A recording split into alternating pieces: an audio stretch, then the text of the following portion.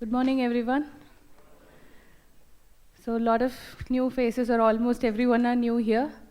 So first timers, immediately after the graduation, or how many of you have worked for some time in here? Okay. Still working and planning to continue? Good, really nice. So you have come to a place where there's a one-stop solution for all different needs. So we'll start with a very small introductory session. I am Pratibha. I'll be your classroom coordinator once you become part of 6 sessions for different subjects, how to approach. So let's build basics with Vision IAS. So you have, for the online viewers, the documents are uploaded online. This bunch of documents will try to answer whatever questions that is there in your mind even before you ask us. But even after that, if you have some questions, we are always here. Building basics with Vision IAS. Why civil services examination? Most of you are here. Almost all of you are here for a reason. So what is the reason? I want answers from the crowd. No silence. We have a good start today. Good morning. You are in a very new classroom. Vision IAS has started.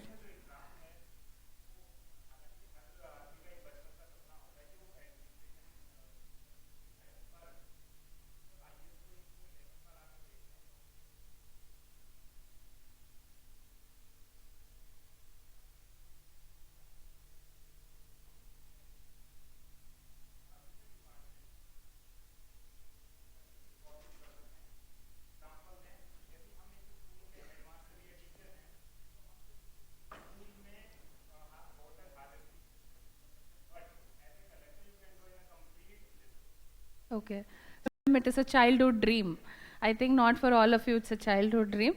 For whoever it's a childhood dream, for some people, some incident must have inspired, maybe for someone in the college third year or final year, for few people last year's topper.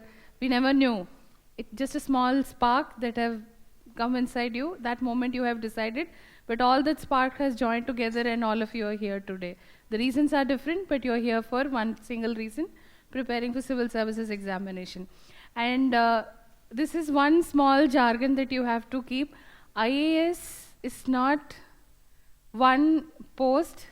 People ask you, are you preparing for IAS? You have to say, no, I'm preparing for civil services examination. You're not preparing for IAS examination. IAS is just the first post. There are other 35 other posts, somewhere about 32 to 35 posts. You can see that list. So don't tell you're preparing for IAS, you're preparing for civil services examination. So people who don't have the knowledge, the first part, your first journey begins with educating them. So these are the reasons which I think why most of you are here. You aim for the higher goals. And this exam attracts the best minds in the country. Not necessarily you had to be topper in the school or college or anything. Not necessarily. You must be just a smart person. That's it. And this examination is also known as mother of all examination because of its difficulty. The number of students appear for this examination, they apply for this examination. And, and also this is the most respected and reputed job. I guess it is. Even just by saying you're preparing for civil services examination, people who hated you for all these years, who don't even know that you existed next door, they would come and talk to you. This happens just by telling you're preparing for this examination. And you have, just like he said, there is a authority. There is a respect that you earn from this examination. And for few people, it's a dream, it's a courage, it's a passion. And I hope none of you are here because there is somebody compelled you to appear for this examination. Is there anyone like that in this crowd? No one. So you're here out of your own will after judging all the pros and cons, at least minimum. Okay, let's move forward. This is just the exam pattern. Those who didn't know what is the exam pattern, there's 3 stages: preliminary examination, mains, and followed by a personality test. See, the booklet that you have, there is a syllabus of the complete syllabus of the prelims, mains, definitely not for the personality test. Go through the syllabus word by word because you knowing the syllabus is very important. Because without knowing the syllabus thoroughly, you will not know where to start, where to end, which book to read. how to go forward. Knowing the syllabus is important, and how it is different from prelims. For the prelims examination, how the syllabus is different. For the mains, how it is different. What is the interlink between the prelims and mains syllabus. So this is just a very small data that I would want to give. This is from, I had taken it from the UPSC's annual report. Roughly in 2014, 9 lakh people, roughly they applied for this examination. But if you see the facts, 50% only actually appeared. So in the first stage only, don't worry about how many people are appearing. So you can for sure know, not even 50% will appear for the examination. In that 50%, again, the first timers are somewhere about 60%. If there are 4 lakh people, 60% of it is first timers. So the first timers, you being one of that 60%, you have to put an effort to come to that next stage of writing, clearing prelims examination and appearing for mains. So mains examination is written by 14,000 candidates. So it's not very difficult, and you are in the age group 20 to 24 where 60% write. And finally 3,000 candidates make 2 personality tests, out of which only 1:3 is the ratio of clearing. And women candidates take it as a big opportunity, because if 1 in 5 men get selected, 1 in 15 men get selected, you are 1 in 5 getting selected. You have more opportunity than the male candidates. So take it as a motivation. Keep preparing and take them as your competitors. Don't let them go forward, women candidates. So what is the best way to prepare for this examination? We are there. We'll guide you during the class, throughout the classes. The class starts from tomorrow. So you, along with your syllabus, the next set of papers is the prelims and mains test series syllabus of VISION IAS. If you see, besides every test, we have given a primary reference books, a secondary reference book, and then what newspaper to read. So if you have any doubts, if multiple, you have like from different people, reading an online forum, talking to people, if they tell you different books, and if you're totally confused, I'll tell you, leave all of them, just refer this material, this 4-5 pages, you will exactly get the list of what books to read. So another important rule is, don't hoard books in your shelves. Keep as minimum as possible. Books should be less, and you should revise them again and again. That should be the number of books with you. And if at all you want to study at one point of time, you can always buy from the market. The books are available. It won't go wasted, or it doesn't have an expiry date. Books are available. So don't first buy books and then think, this month I'll read this, next month I'll read this, I'll finish this subject this month. Not required. Whenever you know you're going to finish a subject or start a subject, you buy the books. Keep as minimal as possible. Practice. Practice is very important. See, VISION IAS, I think you all know, the IAS is not Indian administrative system. It is assessment system. Okay, IAS of VISION IAS is not administrative system. It is innovative assessment system. So we have assessments. Assessment is our primary motive along with the classes. During your daily classes, we assess you with assignments, and then weekly we assess you with classroom tests for both prelims and mains.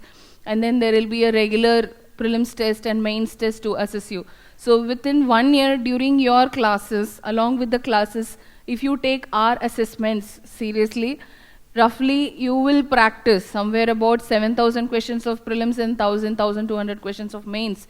And beyond this, there's nobody to stop you from clear this examination. If this practice, if you do with your daily study, there's nobody to stop you from clearing this examination, at least till personality test. Personality test is not in your hands or in my hands.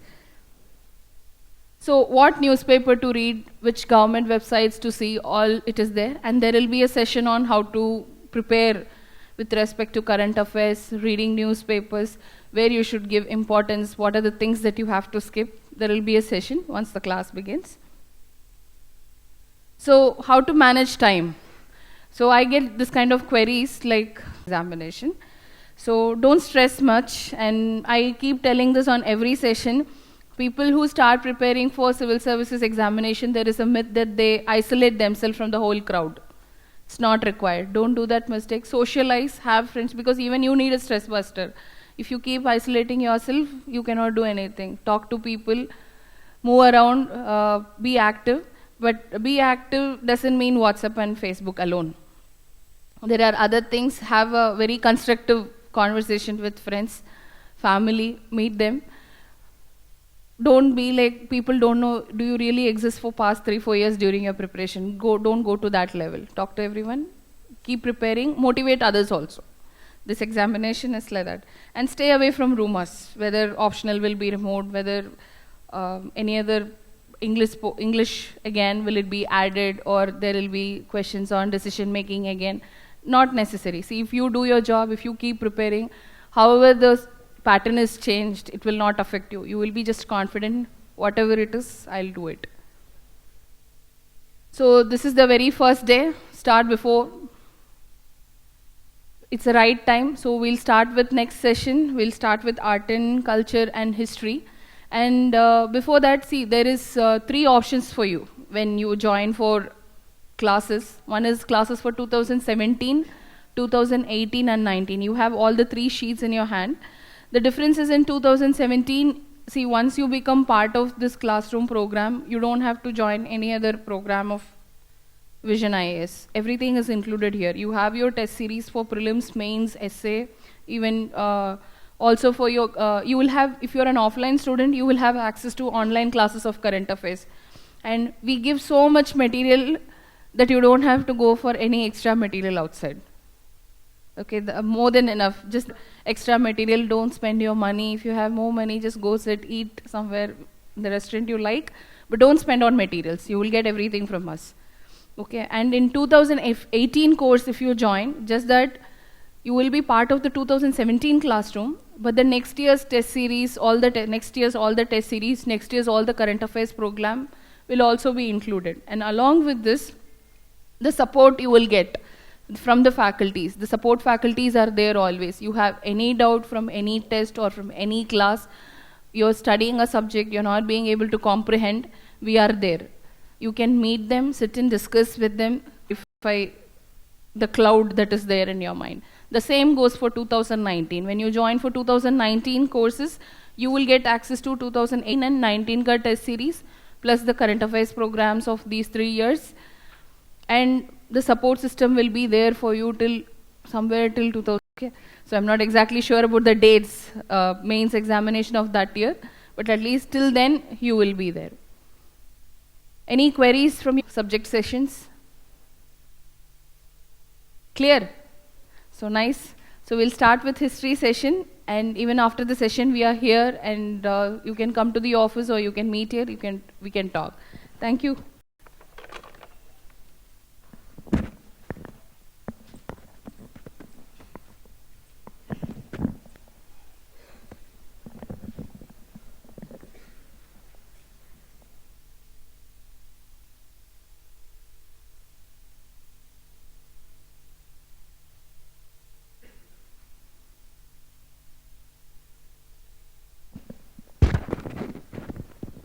Hello everyone, myself Jasprit Singh. I will be taking the art, culture, history as well as ethics portion in this examination. Alright, ma'am had told you this session mein what is the agenda here. I will be telling you what is to be covered first of all, theek hai na? What kind of questions are coming from these sections. Then what are the sources, and little bit about answer writing also. theek hai na? Because in mains, prelims ke number, they are only qualifying. Mains is the which matters, and obviously interview is there. And in mains, you have to write answers, right? So even if you have a knowledge level which is superior to the other person, but if you cannot represent in paper, then it is futile. You understand, right? So ye cheez bahut important in this exam. When you start studying a subject, side by side start with answer writing. ऐसा नहीं कि पूरा पढ़ के then I will start answer writing. That is a wrong approach. You have studied a topic, maybe a limited topic. For example, you have studied in history from 1920 to 1930. Attempt a question in that period, all right, so that you know. All right. So we will see first of all trend analysis. We'll see the syllabus. We'll see previous year questions, PYQs, and we'll see the sources. अब देखो इस exam में what is the correct guide कि भाई history में क्या आएगा क्या नहीं आएगा? Tell me if I ask exam और not.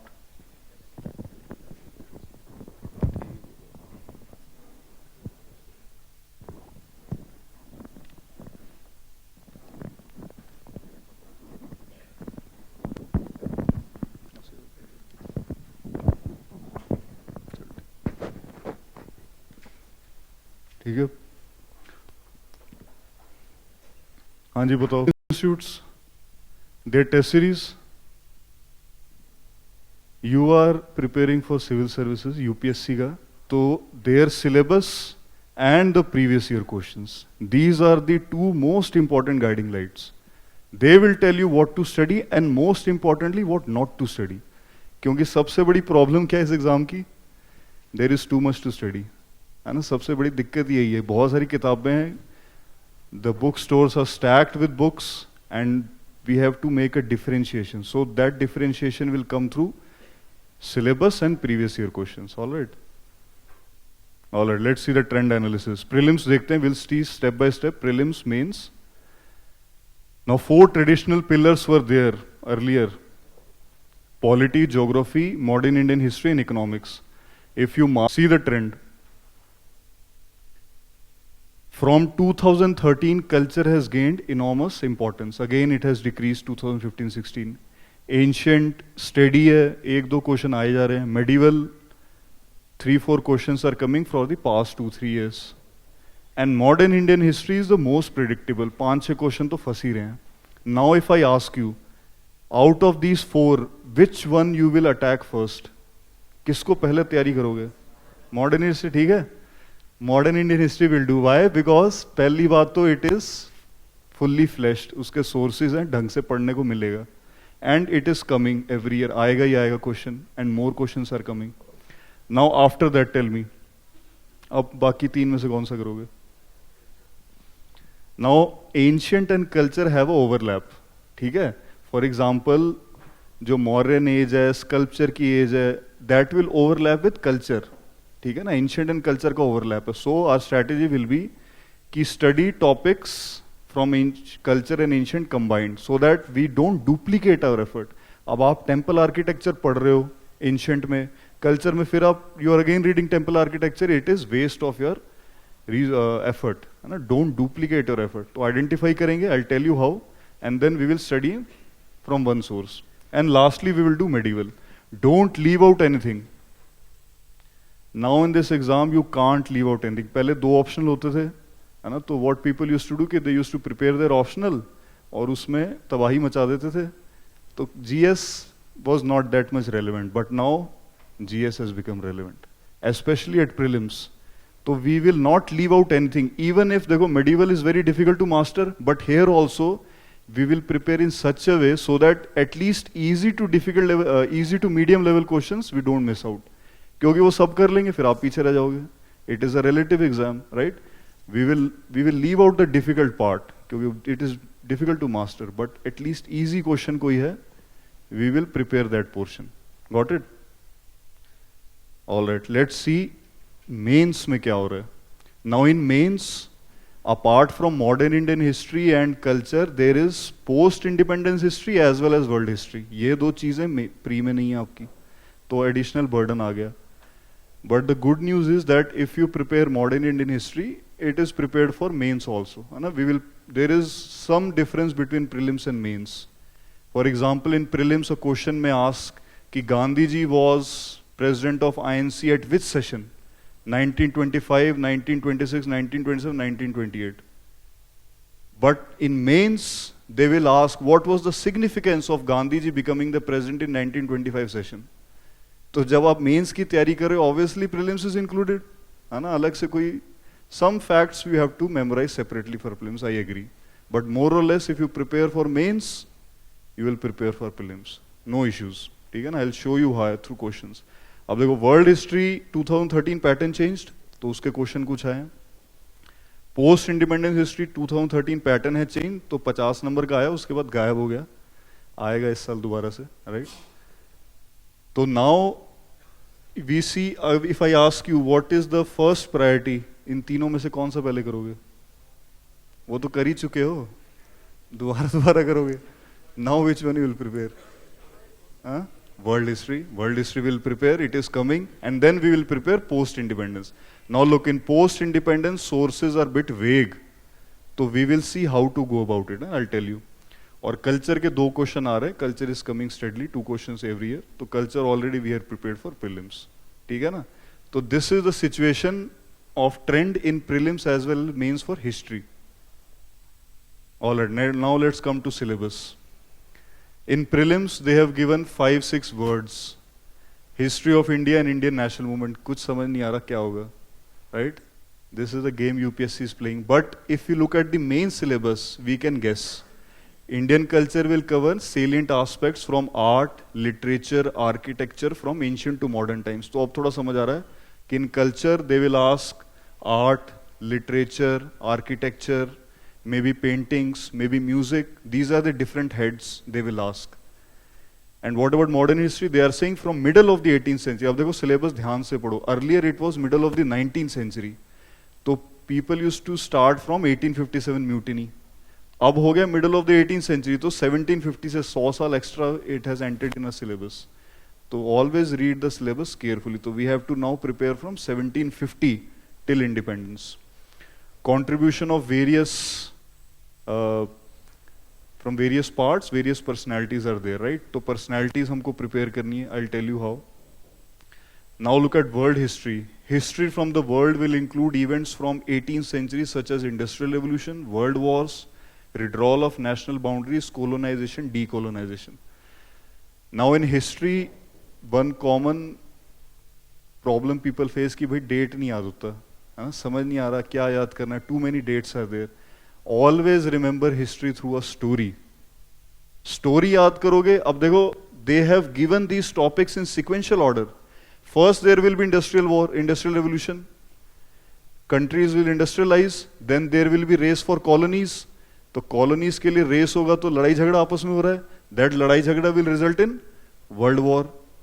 After world wars again there will be colonization. Before also there was colonization, so there will be withdrawal of national boundaries. Like in Africa, scramble for Africa. You see the map of Africa, it has many straight lines. Why? क्योंकि European Nations ने एक कमरे में बैठ के scale से लाइनें खींची हैं कि ये तेरा ये मेरा. They have not asked the African people कि what is the correct demarcation of boundary. So that shows withdrawal of national boundaries, colonization. अब भाई colonization होगा, उसके बाद next world war के बाद World War II के बाद क्या होगा? What will happen? There will be 2 superpowers.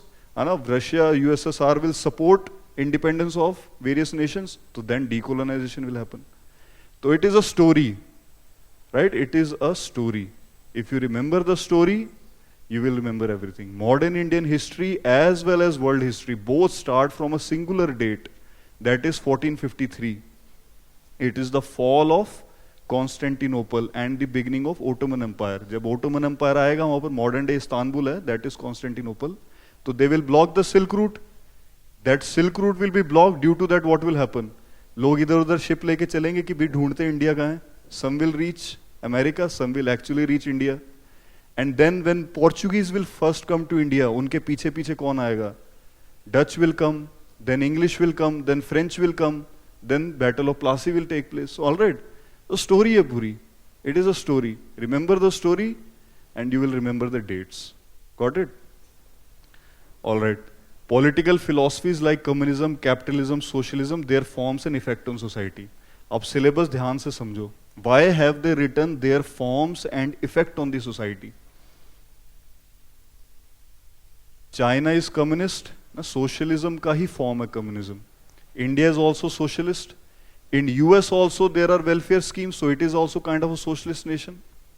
So there are different forms of socialism. That is why they are writing their forms. There is some socialist aspect nowadays in most of the countries, and their effect on the society. Effect जैसे communism का क्या effect है? Communism will result in what? Cold War. So Cold War will come in your syllabus. समझ रहे हो? तो this is how you must understand the syllabus. अभी you must understanding little bit of it, but when you will read ना, start reading आपको समझ आ जाएगा, ठीक है? But keep this basic mindset कि भाई story के through याद करना है, all right? पोस्ट इंडिपेंडेंस का ज़्यादा नीचे चला गया, I will read it for you. It is post independence consolidation and reorganisation within the country. तो 1947 से लेके प्रेजेंट डे तक they have summarised this whole thing in 5-6 words. Right, syllabus बनाना था, जल्दी जल्दी निकालना था 2013 में, ज़्यादा लिख नहीं पाए. So we will get clarity through previous year questions. 5 questions have come in 2013, so we will see what they are asking. Major events we have to cover, various wars are there, जैसे लड़ाई झगड़े कब किए हमने, कौन किसके साथ, mostly our friendly neighbor Pakistan, 1947, then 62 China, 65, 71, right, 99. So various wars are there, we have to prepare these wars, right, from various aspects. So this is with regards to the syllabus. अब syllabus को थोड़ा खोल के देखते हैं कि what actually we have to read. Now in culture C, we have to read architecture and sculpture. Now I'll give you an example. In architecture, for example, temple architecture is there. There are 3 forms of temple architecture: Dravida, Vesara and Nagada. ठीक है ना? इन तीनों में से a question will come कि what are the basic differences. अब समझ आ रहा है? Now it has become clear कि only 3 forms of temple architecture are there, उन पे हमें 50 वर्ड याद करने हैं बस. That is the whole game. Cave architecture is there, you have to remember which are the oldest caves. That is what we have to do. Now for example Indian dance का देखो आप. अच्छा, dance form में कैसे type के dance होंगे? Obviously folk dances will be there and then classical dances will be there. भाई there are 8 classical dances, 8 को रट लो, उसी में से कुछ आएगा. If a question comes on dance, classical dance, that will come. तो अब इजी हो रहा है. Now you are able to understand कि what is the structure of the exam, what UPSC is asking. Take one more example, religion and philosophy. This is there in ancient also, like rise of Jainism, Buddhism, 5th-6th century BC. अब भाई Jainism, Buddhism पे basic questions are coming कि what led to rise of Buddhism, और what are the different mudras in Buddhism. Buddha किसी sculpture में ऐसे करके बैठे हैं, कभी ऐसे करके बैठे हैं, क्या मतलब है इसका? These kind of questions are coming. Then there are 6 Indian schools of philosophy, right? Nyaya, Vaisheshika, सांख्य, योग, मीमांसा एंड वेदांत. 6 स्कूल्स हैं, उनमें से कोई एक आएगा, रट लो उन्हें. राइट, मतलब रट लो इन द सेंस कि समझ के याद कर लो. ठीक है, I am being a little crude, but समझ के याद कर लो उन्हें. That is what I am saying. 6 schools are there. तो नाउ इट इज नॉट वेग. अब ये ऐसा नहीं कि भाई क्या आएगा कल्चर में. नाउ इट इज क्लियर कि what they will ask in culture. Right, alright. एक सवाल देखते हैं, 2014 का है. With reference to famous Sattriya dance consider the following statements. Now Sattriya is one of the 8 classical dances. आ गया सवाल. भरतनाट्यम, ये सब सबको पता है, तो obviously they will not ask on this mainstream kind of dances. Sattriya is a combination of music, dance and drama. Common sense से बताओ, इज दिस स्टेटमेंट ट्रू और फॉल्स? किसी डांस फॉर्म में ड्रामा, म्यूजिक तो होगा ही. Right, first statement is correct. It is a centuries old living tradition of Vaishnavites of Assam. This is a factual statement. You may know, you may not know. Right. Third देखो, it is based on classical raga and tala of devotional songs composed by Tulsidas, Kabir and Mirabai. Basic knowledge ही होगी तो इनका time period ही अलग है. Right, third statement is not correct. Answer is B, 1 and 2. Second statement is factual, it is correct. Right, तो the point I am trying to show is कि first of all एक statement तो वैसी common sense से solve होगी, and secondly we could have guessed this question when we were preparing this 8 classical dance. We would have guessed. Right, this is one of the sources I will refer to you. This is CCRT website, government की website है. किसी भले मानस ने इसका print out ले लेके compile कर रखा है. You will find this compilation on any book shop. Right, तो on that website all you see they have given about Satriya. If you had read this paragraph only, आप कर देते question solve. These are the 8 classical dances: Bharatnatyam, Kathakali, Kathak, Kuchipudi, Manipuri, Odissi, Satriya and Mohiniyattam. Mohiniyattam is of Kerala. Now do you see कि किस पे question आ सकता है? Right, the more peculiar ones.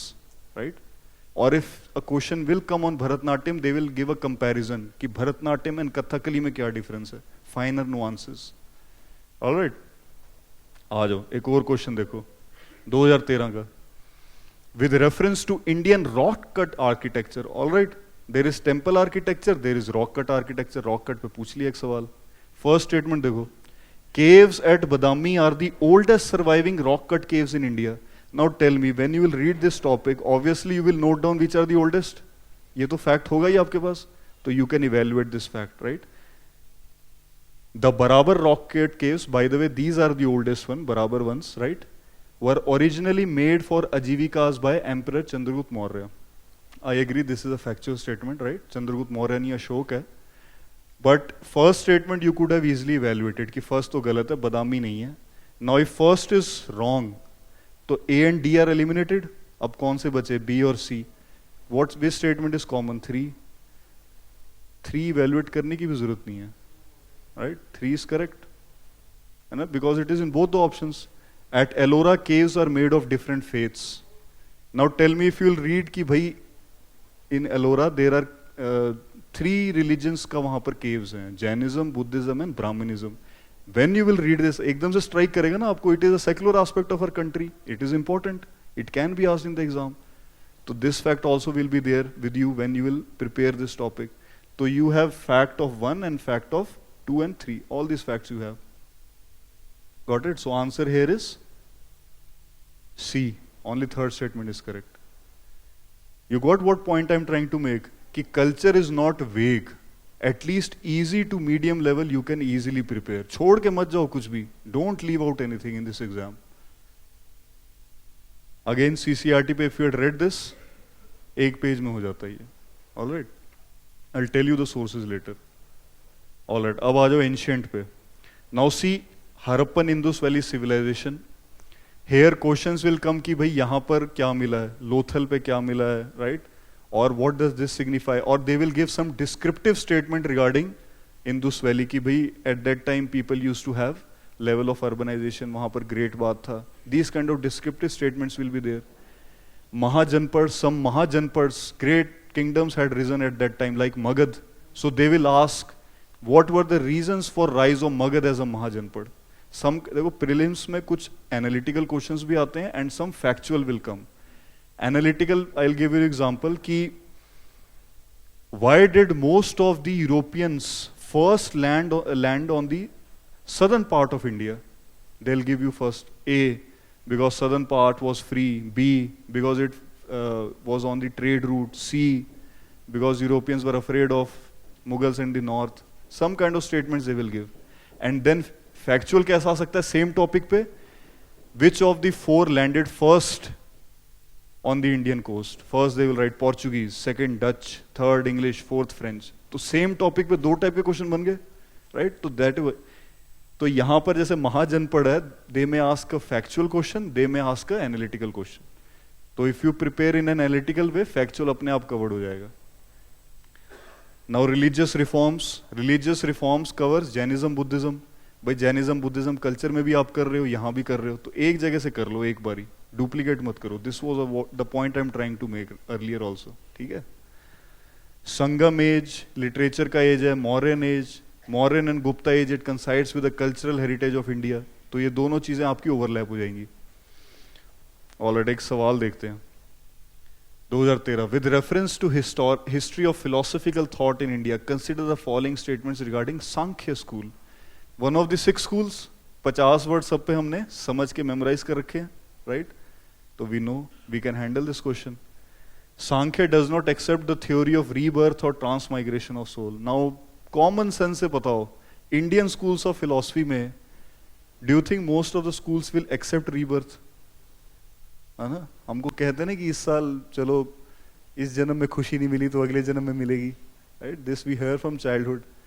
तो most of the schools have something common. तो ये rebirth वाला उनमें common है. Second statement देखो, Sankhya holds that it is self knowledge that leads to liberation and not any exterior influence or agent. Now some schools will say कि भाई कर्म मार्ग से मिलेगी आपको liberation. Do निष्काम कर्म. Some will say ज्ञान मार्ग से मिलेगी आपको knowledge.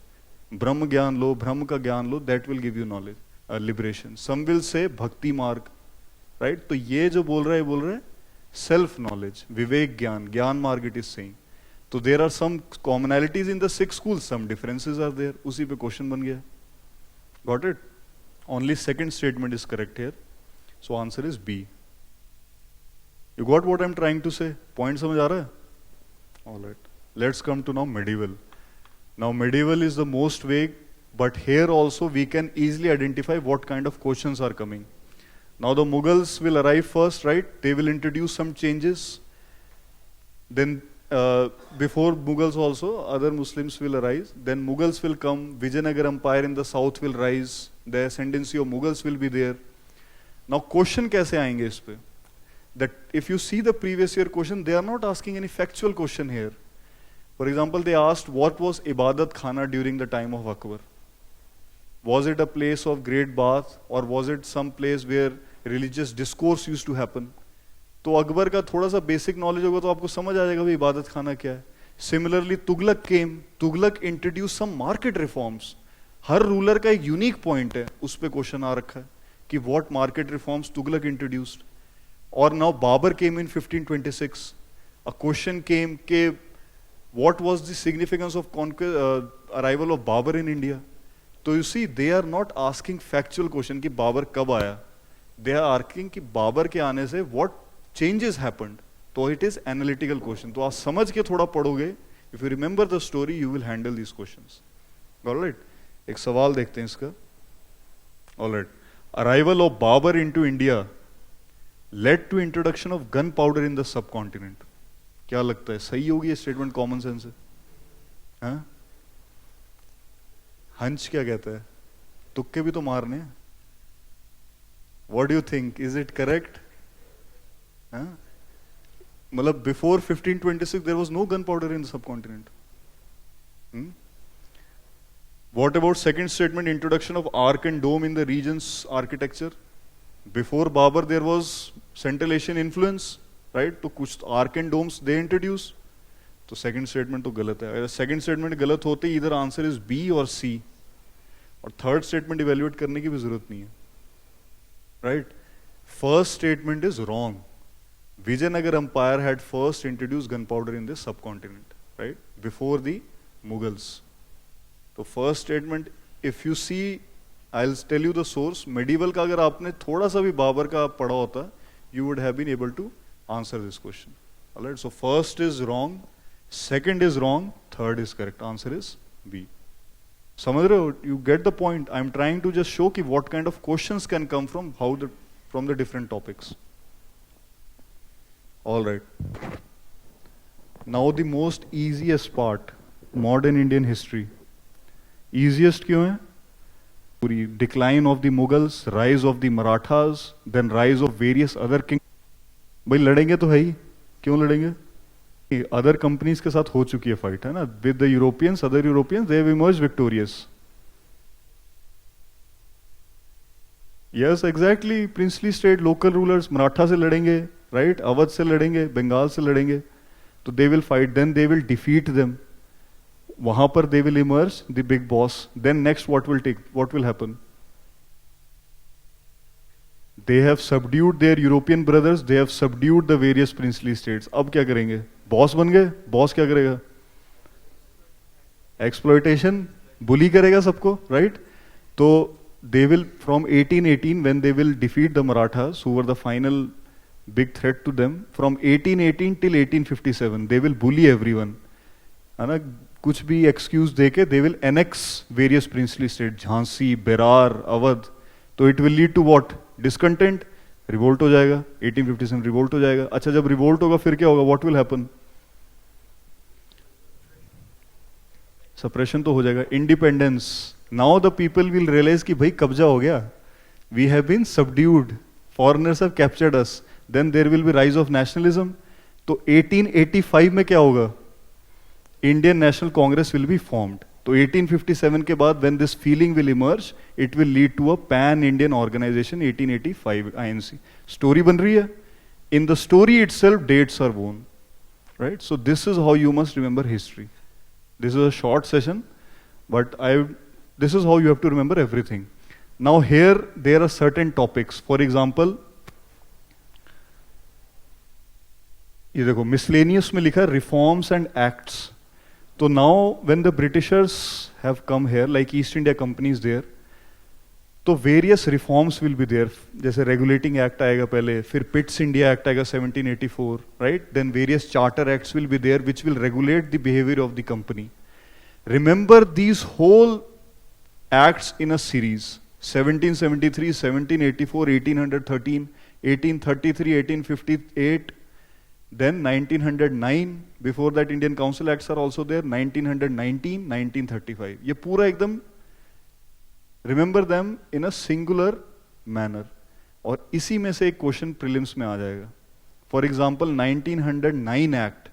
It is famous for what? जैसे आप लोग, it is for separate electorates, right? Separate electorates is the unique point. Prelims में यही पूछ लेंगे कि 1909 act is known for 4 options they will give. But in mains में क्या सवाल आएगा? What was the impact of separate electorates given in 1909 on the future of the Indian freedom struggle? अब ये क्वेश्चन एक बड़ा क्वेश्चन हो गया, तो इसमें आपको अलग तरीके से लिखना है, राइट? Same content. प्रीलिम्स में their aim of UPSC is to separate serious from non serious candidates, कि भाई जिनको माँ बाप ने धक्का देके बोला चल फॉर्म भर दिया है, दे आ paper. The serious candidates they will sail through, right? Obviously competition is tough, you need some preparation, but apart from that prelims का यही पर्पस है, ठीक है ना? To separate serious and non serious candidates. आ जाओ सवाल देखें. What were the objects of Queen Victoria's proclamation 1858? अच्छा, this proclamation came after 1857 mutiny. अच्छा, mutiny, tell me, the Britishers have realized कि some of their policies had led to mutiny. For example, Awadh से बहुत सारे soldiers आ रहे थे, 3/4 of them, they had annexed Awadh in 1856. Now tell me, will they roll back these kind of policies which generate discontent, और कहेगी नहीं अब तो छोड़ेंगे नहीं, सब annex कर लेंगे?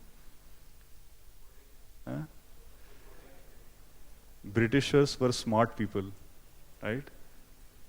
They were here for exploitation, for profit maximization. They are here to do business.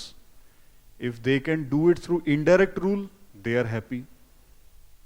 So they will roll back such policies which have generated discontent. अब वो कहेंगे कि पहले we were having subsidiary alliance system, whereby the princely states को बोल रहे थे कि देखो तुम indirectly हमारे अंडर हो, ठीक है ना, बट हम आपको कब्जा नहीं कर रहे हैं. तो they will roll back to that position, कि that position was good. They were feeling कि they are independent, but actually the princely states are not independent. And then they were having some progressive social reforms also, like sati ban कर दिया, widow remarriage allow कर दिया. तो they will again roll back these kind of policies also, कि भाई जैसा है चलने दो. We have this aspect has nothing to do with the business aspect of ours. Got it? First statement पढ़ो. To disclaim any intention to annex Indian states, right? If you have understood this topic of 1857 mutiny, 1857 mutiny, we will study the reasons for 1857 mutiny. Then we will study the aims of 1857 mutiny. Then we will study the process कि 1857 mutiny कैसी थी? Was it violent or was it non-violent? And then lastly we will study the outcome, कि what was the outcome of 1857. Outcome 1 was rise of nationalism, right? And we can say rollback of reactionary British policies. So first statement is correct.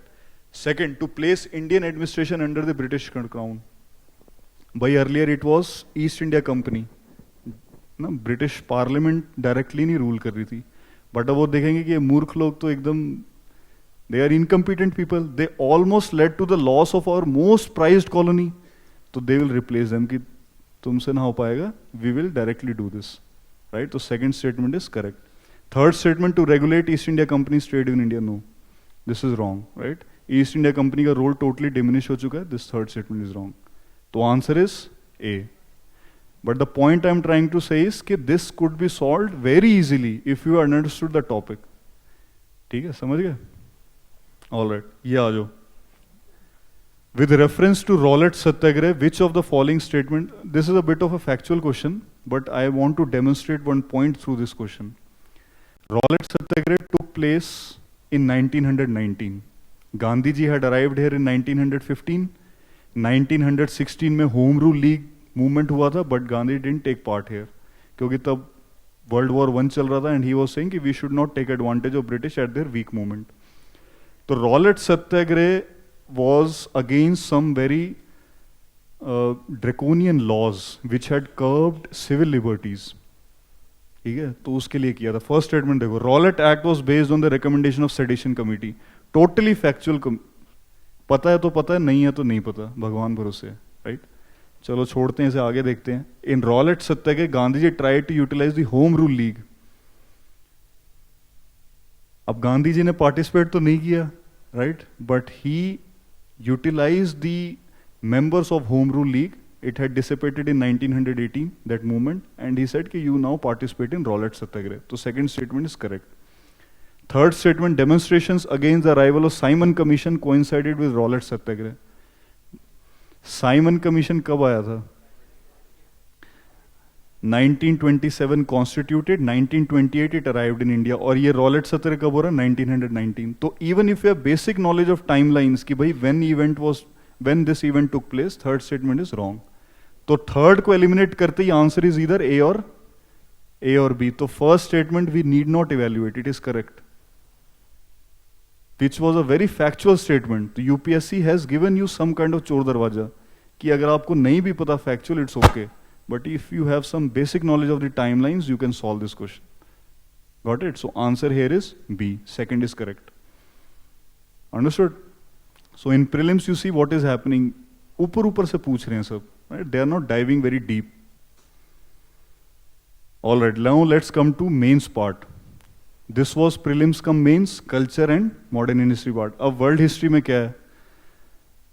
World history में I already told you the stories, right? इसमें prelims aspect नहीं है बिल्कुल. तो everything we must prepare for mains point of view. एक सवाल देखते हैं इसमें. All right, let's see this question. Africa was chopped into states artificially created by accident of European competition. Analyze. 2013 this question had come. Now when you study this topic, you will see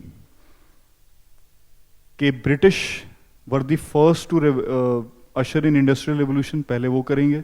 Then later on different European nations, one by one, they will launch industrial revolution. 1871, Germany and Italy will take a shape of nation state. They will also launch industrial revolution. अब Britain is there, France is there, Germany is there, Italy is there, many European nations are there. But two nations have come late on this stage. अब Germany क्या बोलेगा कि भाई मुझे भी कुछ दो, सब तुमने कब्जा कर लिया है. Africa you have occupied, Asia you have occupied, Central Asia you have occupied, Southeast Asia आपने कब्जा कर लिया है. अमेरिका ने तो बोला कि साउथ अमेरिका मेरा है, right? America has said don't interfere in the business of South America, it is mine.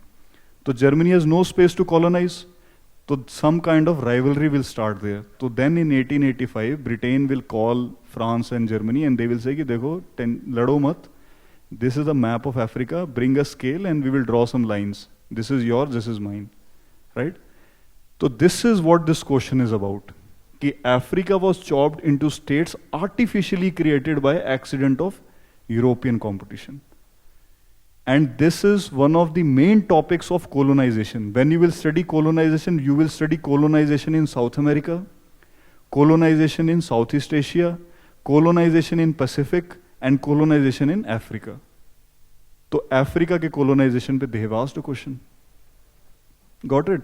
तो it is very much defined कि एक क्वेश्चन आना था अफ्रीका पे, आ गया. अगले साल maybe a question come on Pacific कि how colonisation of Pacific happened and how it led to the rise of America as a imperialist power. क्योंकि पैसिफिक में तो ज्यादातर अमेरिका का रहा है, right? You remember world war II also. Which two nations fought the battle in Pacific? World war II में Japan and US, right? Because both were naval powers, both want to influence Pacific, they fought over that, right? Got it? Yes. Yes, it will change. देखो, in answer writing, there is the question and then there are tail words. For example, here the tail word is analyze, right? Different tail words are like discuss, explain, elaborate, critically analyze. ये different है. Alright, I'll take this. यहीं अभी बता देता हूँ. Analyze comes where you have a issue and you have to break down into different parts. For example, here the issue is colonization of Africa and how it was a result of European competition. So first you will show how European competition was there first. What led to what led to European rivalry. Second part you will say how it resulted in partition of Africa. Third, you will show how that partition was artificial and how still it creates some problems in the present day African continent. So you have broken down the different part into different three parts. अगर ये critically analyze होता, तो critically analyze में criticism part would be more. So you will give more weightage to artificial chopping of Africa by European nations. तो वहाँ पर उस content को आप ज़्यादा देते कि you will criticize कि they took no heed to the requirements of the African people, right? That you will give more weightage. For example, a question comes, what are the problems with the Indian education system? Analyze. So in analyze, what you will do? You will first tell problem with the primary education, problem with the secondary education, problem with higher education. फिर आप solutions उनके दोगे, step by step. If it had been discussed, now different tail words cannot come with any question. अब इसमें discuss नहीं आ सकता ज़्यादा, right? Or here you will not have examine. Examine hota when there are two viewpoints. Now here is only one viewpoint कि yes, it was artificially. Suppose a question comes कि Germany was solely responsible for causing both the world wars. Examine. यहाँ examine बनता है, right? तो UPSC ऐसे नहीं कहीं भी कोई भी tail word है. जिस question में बनता है, they will put the tail word there only. Now in this question, some will say Germany was solely responsible. इसी ने Hitler ही responsible था, इसी ने world war किया. Because in both cases, Germany was the aggressor, but some will say no. Germany was an imperialist power, as well as other nations were also imperialist. Britain, France, they also want colonies, so fight was over colonies. Fight was not for democracy. And then third viewpoint will be there, कि भाई all of them were responsible. European nations, Germany, even US is responsible. Japan is also responsible, right? तो discuss, देखो discussion कैसे हो, अकेले बैठ के तो डिस्कस होता नहीं, चार दोस्त बैठे हो तभी कुछ बातें होंगी. तो discussion multiple viewpoints. In examination पास mostly there will be two viewpoints. Got it? Explain, elaborate, that will mean कि just you have to explain this statement only. In comment you have to give your own viewpoint. तो go through previous year questions and then you will understand कि किस question में comment आएगा, किस में नहीं आएगा. Right? हर question में कमेंट नहीं आएगा. Some question they will ask you to critically analyze. Right? We have a document uploaded on the VISION IAS website where we have explained all these tail words. So download it and understand it. Understood? समझ गए tail words का क्या role है? Answer writing is an art which can be practiced through practice, which can be mastered through practice. जितनी बार आप लिखोगे गलतियां पता लगेंगी, फिर उसको सुधार लेना. ठीक है, समझ गए? All right. Now let's come to post-independence history. Now in post-independence, I've already told you, after 1947 there were various princely states, है ना? Sardar Vallabhbhai Patel, he was instrumental in combining all those princely states, 550 odd states, into a single nation. तो उस पे है post-independence consolidation. This is that topic. Then there is this topic, reorganization within the country. Reorganize means linguistic demand of states, कि भाई तेलुगु अलग state होना चाहिए, Tamil speaking separate state होना चाहिए. This is that topic. Got it? Now, questions will not only come from this topic, कि भाई post independence है, तो they will ask you how Sardar Patel completed the task of consolidation of the country. Intermingle भी हो रहा है. World history में there is one personality, Bismarck. He was instrumental in uniting Germany in 1871. A question can come, कि what were the differences in the task ahead of Bismarck and Sardar Patel in uniting their various respective countries. तो combination भी हो सकता है. In 2015 they had asked a question, कि how 1921 Lenin's policy influenced post-independence Indian economic policy. तो not only we must master that subject, we must also develop interlinkages कि world history और Indian history में क्या comparison है, world history post independence how they are combining, right? ये भी हमें करना है.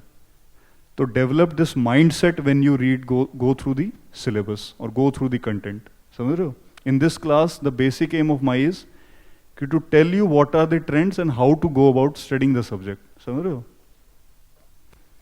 All right, let's see this question. This is from modern Indian history. Mains का question है ये. Now remember the syllabus. उसमें एक there was की contribution of various personalities. So there are some personalities in Indian history. Tell me like Gandhi ji तो हैं ही, और Jawaharlal Nehru, Indira Gandhi, Subhash Chandra Bose, all right, Vallabhbhai Patel, B.R. Ambedkar, Bhagat Singh, revolutionaries हैं, बाल गंगाधर तिलक. तो there are some personalities, we must prepare 100 to 150 words on these personalities. इन सब पे कुछ क्वेश्चन आ सकता है. Apart from that there are some classical debates in Indian history. For example between Gandhi ji and Ambedkar on cast.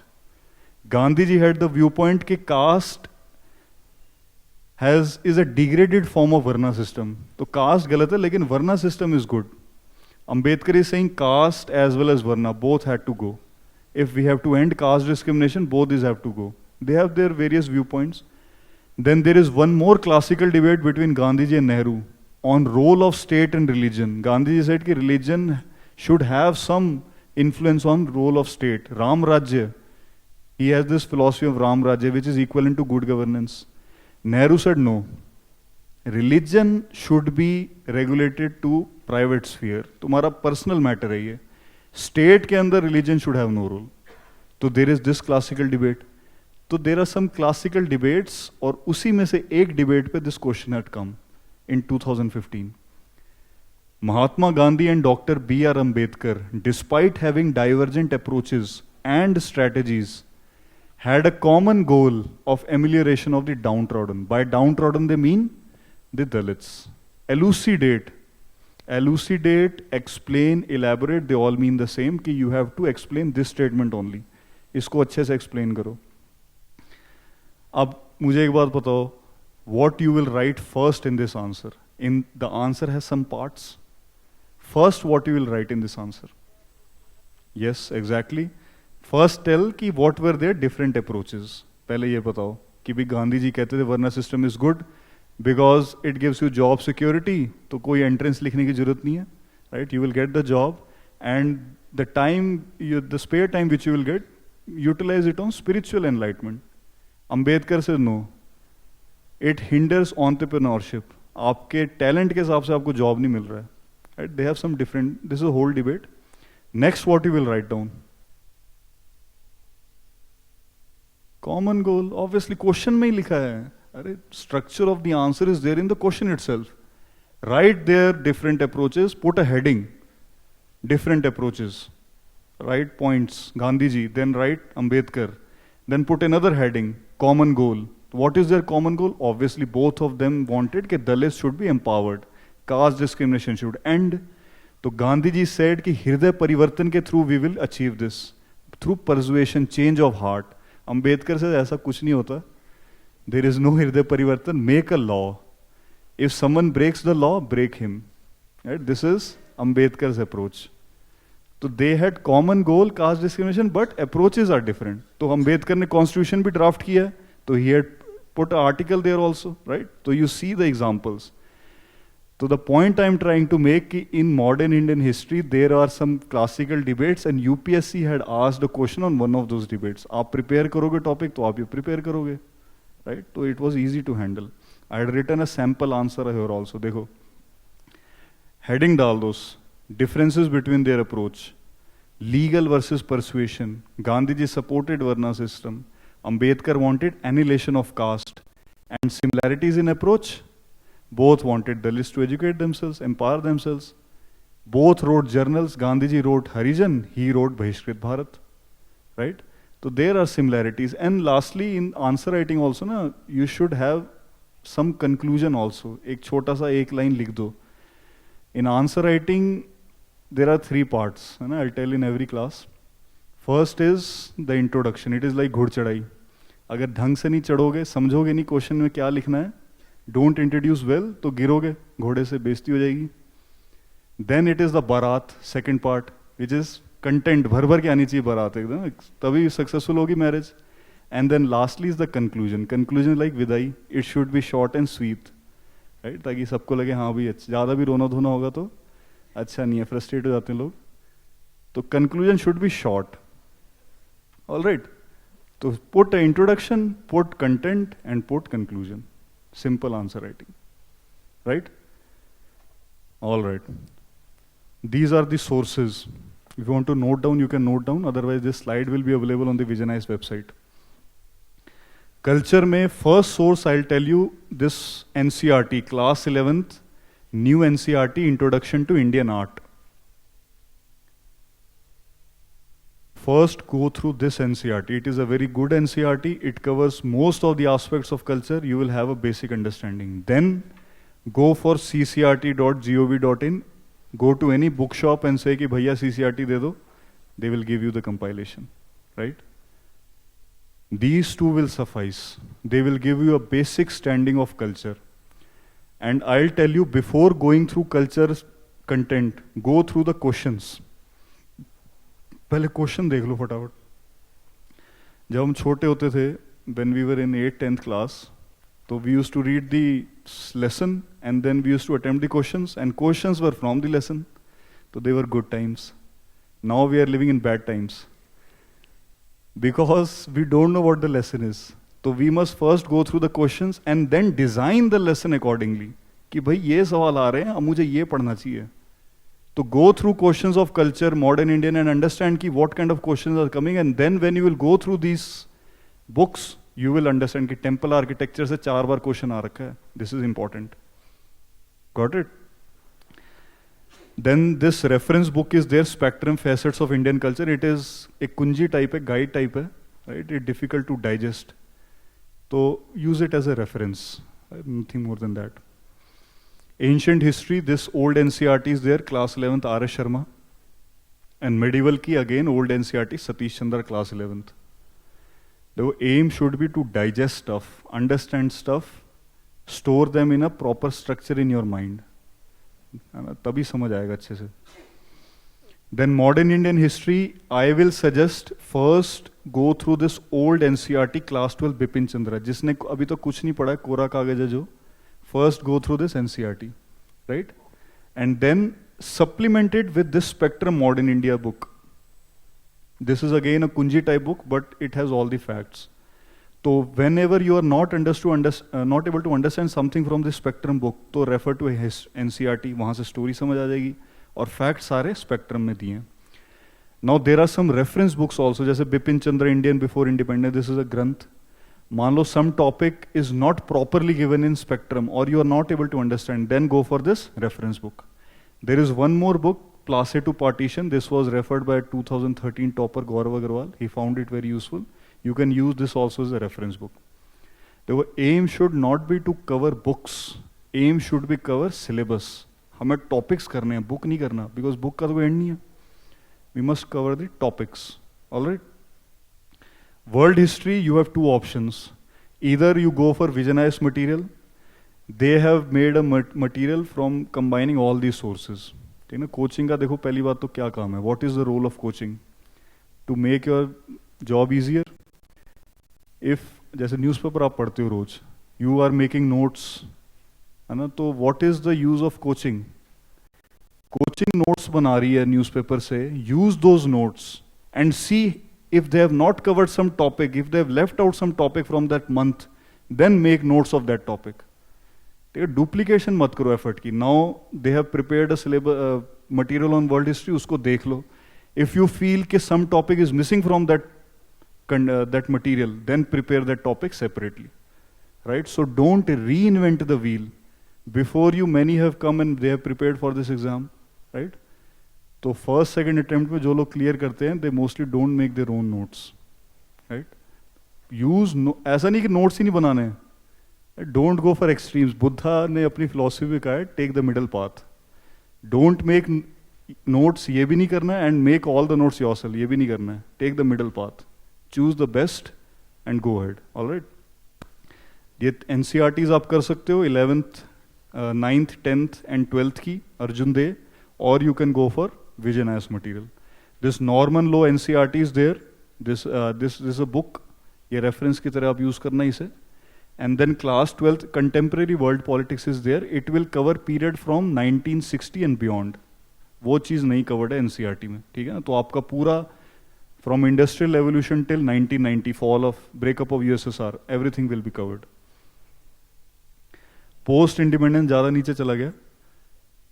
Again, there are two sources. Bipin Chandra had written one more book, India after independence. India before independence भी लिखा है, India after independence.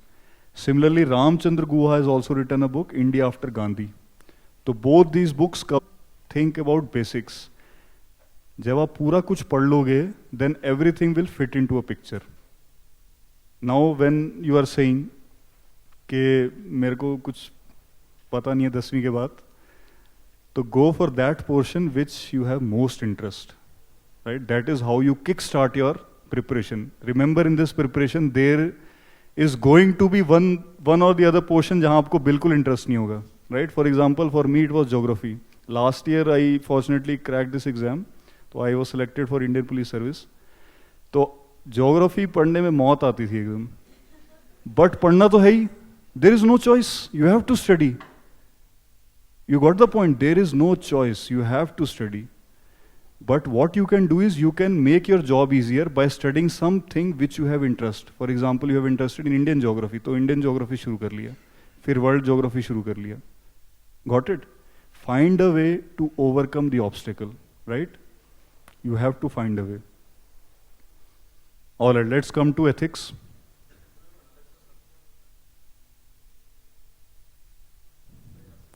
Yes, they will have, right? Current affairs का अलग से होगा. अच्छा, अब ethics पे आ जाओ. What is the aim of ethics? क्या एम है? They want to check whether you are ethical person और not. Can they check it through this paper? ये बोलेंगे आप झूठ बोलते हो कि नहीं, तो you say no. Right, this is a basic deficiency of this exam, but still we have to write in certain way which reflects the best in you. Now in interview you will show it verbally. जब वहाँ आप जाओगे, 4 बंदे आपके, 5 बंदे आपको घेर के वहाँ खड़े होंगे, बैठे होंगे, आप भी बैठे होंगे. You have to show it verbally कि you want to be a civil servant, you have what it takes to be a civil servant. But in mains, through this written exam, you have to show it non verbally. अब आप लिख नहीं पाए तो फिर कोई फायदा नहीं ना. If you have ethics paper कि you are a genuine person, then it is of no use. Similar goes for essay also. तो आपको ऐसा लिखना है कि ऐसा ना लगे कि आपसे बड़ा सच्चा इंसान कोई नहीं है. Write genuine, write genuine. कि for example a question comes के what do you mean by happiness. A question came in 2014, what do you mean by happiness. Now this question is so open ended, you can write anything ना. What is happiness? Now we are writing for this civil service exam, what do you think is happiness. क्या लिखोगे इसमें? हैं, क्या है तुम्हारे हिसाब से खुशी? All right, achieving what I want to, उसके बाद हैप्पीनेस खत्म, ब्लिस. और doing what I want to do in my life, है ना, what I love to do as my job, that is happiness. Anything else? Think what you will actually, what is happiness. हर के लिए अलग है, right? Things are happiness.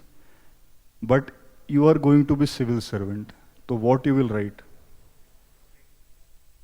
देखो थोड़ा genuine लगे कि the less unfortunate sections of the society who don't have a chance of realizing their potential today in their life, realize their true potential. That is for me what is happiness.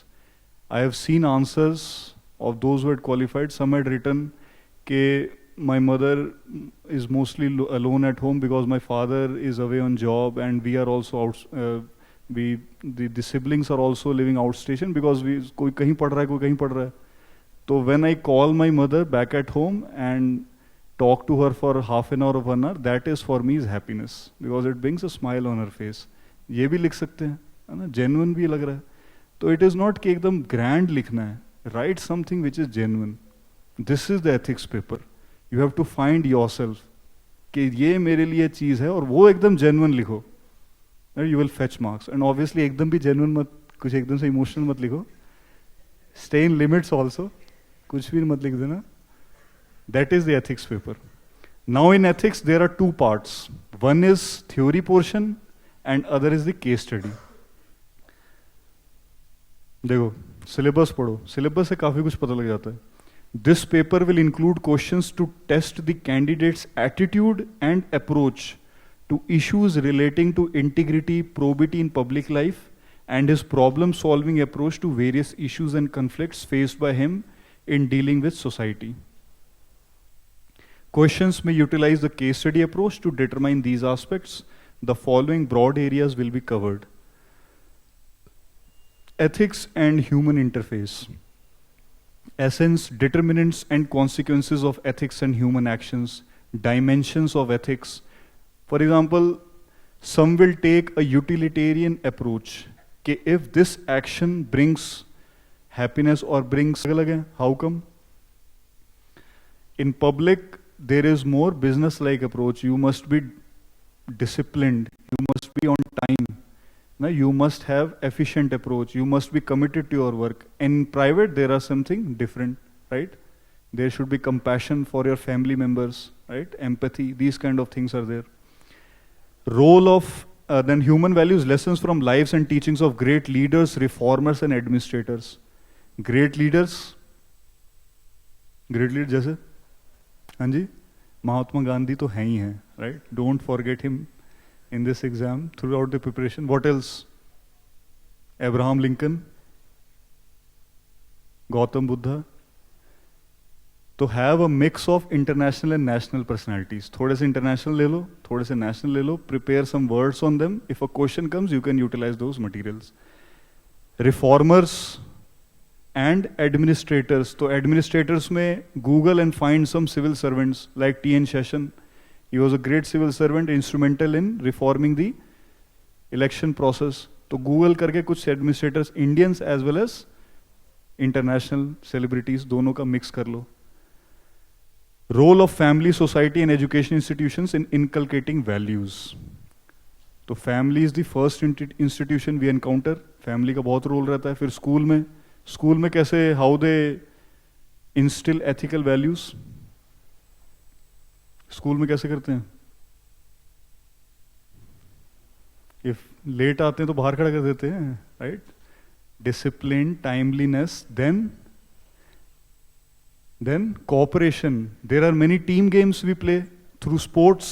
That is how we gain inculcate the value of cooperation, team player. तो ये सब जब आप पढ़ोगे आपको समझ आ जाएगा, ठीक है? Then some technical topics are there. Attitude. Attitude कैसे बनता है? अब क्वेश्चन इस पे कैसे आएगा?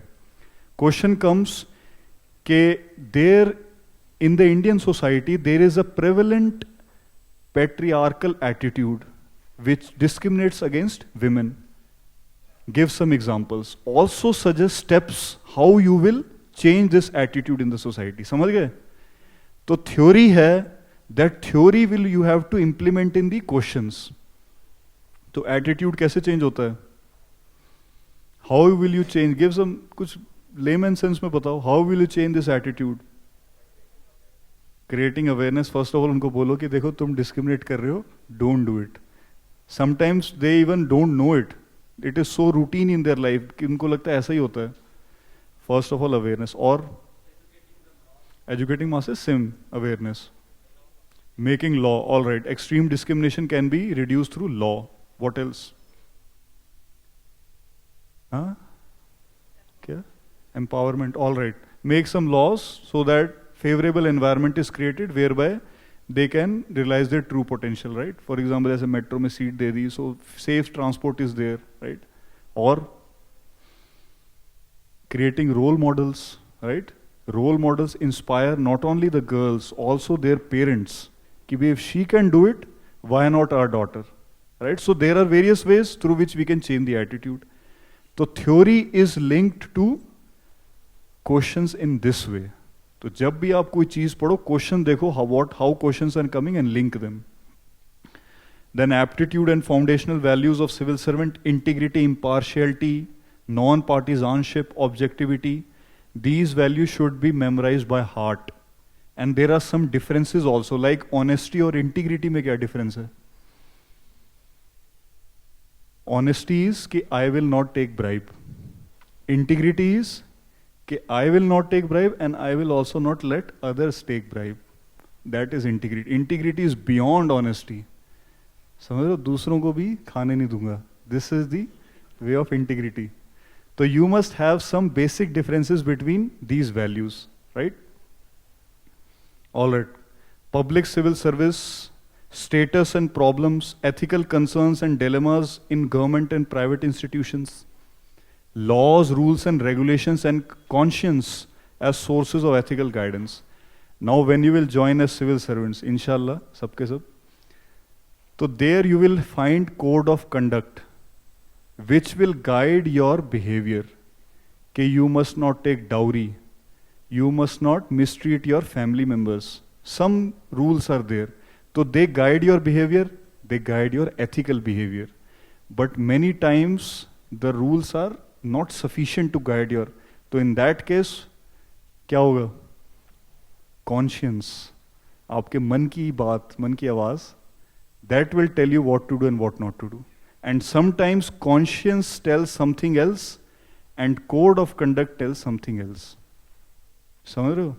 कि suppose some person has come to you, he is very needy person and he is eligible for some government service, but that person doesn't have the relevant documents. Now will you dispense the service or we will tell them कि first make these documents? Problem आ गई? This is the dilemma. Got it? So these kind of questions will come from these topics. Probity in governance, code of ethics, quality of service delivery, all these topics are there, right? Now if some of you have public administration as an optional, you will have an advantage. Because many of these topics are there in public administration subjects as well, right? तो वहाँ थोड़ा सा advantage ethics में मिल जाएगा आपको. And case studies on the same will come. ठीक है ना, केस स्टडीज आएंगी इस पे. Now case studies, if you go through the previous year questions, case studies will come. For example, you are part of an NGO, you were visiting Shivkasi, where a lot of child labor happens there, right? They are engaged in making crackers. So one of these places you go and you find that 15 to 20 children are there and they are making crackers. When you inquire the owner कि भाई ये कौन है, he tells कि मेरे जान पहचान के relatives के हैं सारे. But आपको you see them, you know कि नहीं ये झूठ बोल रहा है, कहीं से पकड़ के लाया है, इतने सारे कहाँ से हैं. What you have to do? They will tell you, A, what are the options available to you? They will ask you. So first you must tell what are the options.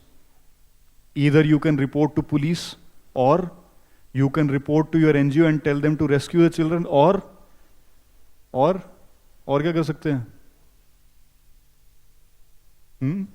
Or you can do nothing. ये भी तो कर सकते हैं, right? Status quo, take no action. You can do that also, which is a negative option. But still you must mention all the options. Then you will, in your answer, you will say, when this option you will pick up, कि भाई do nothing. Okay, this shows lack of courage on my part, which is unbecoming of a person who is working in an NGO for social welfare. है ना, ऐसे justify करना उसे. In case study ऐसा नहीं है कि एकदम से लिख दो भाई, in one line you can tell what you will do, go to the police and report that person. यही तो करना है. But in case study you must first build your argument कि भाई these are the facts of the case. 15 to 20 children are there. They don't look, they belong to they are relatives to the person. They are engaged in child labor. These are the facts. Then you will write, these are the options available to me. Then you will one by one pick up the options. कि this option is good because of these reasons, but it is bad because of these reasons. Then you will tell कि finally I will take this option, and you provide your justification. कि this is the justification why I am picking this option. समझ रहे हो? तो case study लिखने का एक लहजा है. That you will learn when you will join the test series. When you will actually write the answers, you will get to know. Got it? So in ethics, there is theory part. You understand the theoretical concepts and then you apply them in the questions as well as in case studies. Let's come to sources. This book which I mentioned, this covers most of the theory part. तो ये तो पहले पढ़ लो, अच्छे से समझ लो. Ethics, Integrity and Aptitude for Civil Service Examination by G. Subbarao. Those who are joining the classes, they will obviously get Vision IAS content also, right? Material. That will also suffice. Now देखो, in ethics, answer writing का सबसे ज़्यादा importance है in this paper. Because here it is not like कि Germany was solely responsible for World War I or II. उसमें facts हैं, वो लिख दिया, answer खत्म. Here a lot of innovation is possible in your answer. For example, India's happiness question, you could write n number of things. So here you must all develop answer writing skills. थोड़ा सा लिखने का तरीका इसमें आना चाहिए आपको, right? Which is easy to develop. Once you join the test series, you start writing answer, it is easy to develop. Test series join कर लो, right? Join the best one, and then internet. If some topic is not mentioned in the book, internet से Google कर लेना, but only follow the internet for that thing. These are the sources for ethics. All right. Any question? That also, it is also there. It is a bit concise. This is more elaborate. There is one more book, Lexicon by Chronicle publication. It is bit concise. थोड़ा छोटे में दे रखा है. This is more elaborate. So if you want to follow that, you can follow that. और मान लो उसमें से कुछ नहीं समझ आ रहा है तो you can use this reference book. है ना? You can take this approach also. Ultimately, aim is not to complete the book, complete the topic. Topic कर लिए, book बंद कर दो. That's it. Right? Anything else?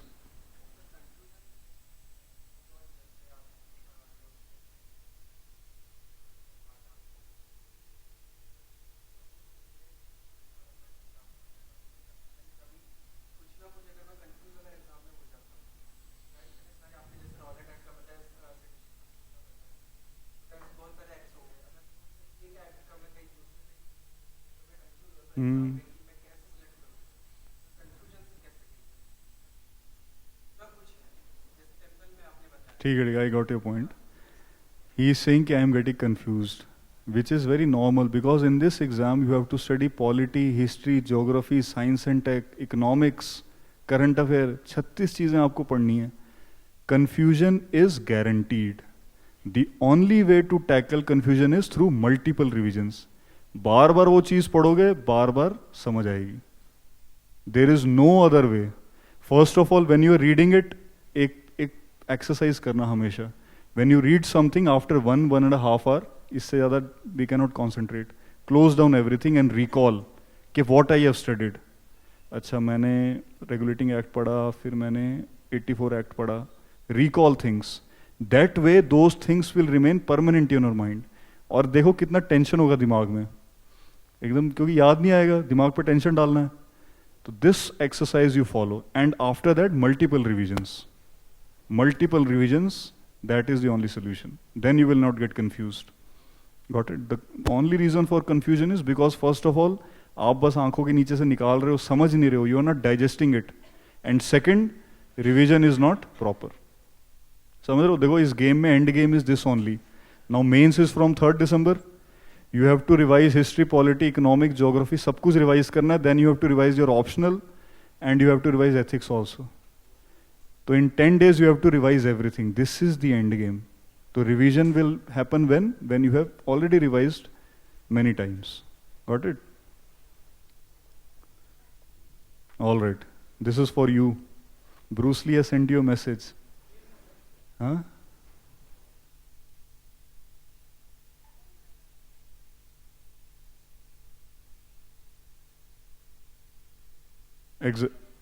थोड़ा सा पढ़ के जाओ, obviously, right? For example, this much portion is coming in the test. So read that portion and go give the test.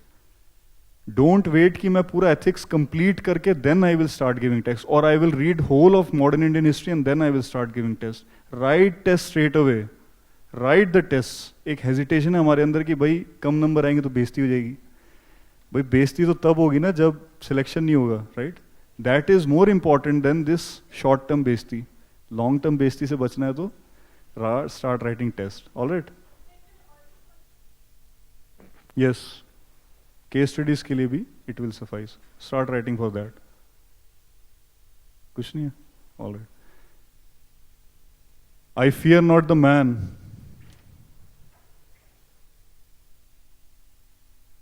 I fear not the man who has practiced 10,000 kicks once, but I fear the man, or women भी हो सकता है, who has practiced one kick 10,000 times. How is this significant for you?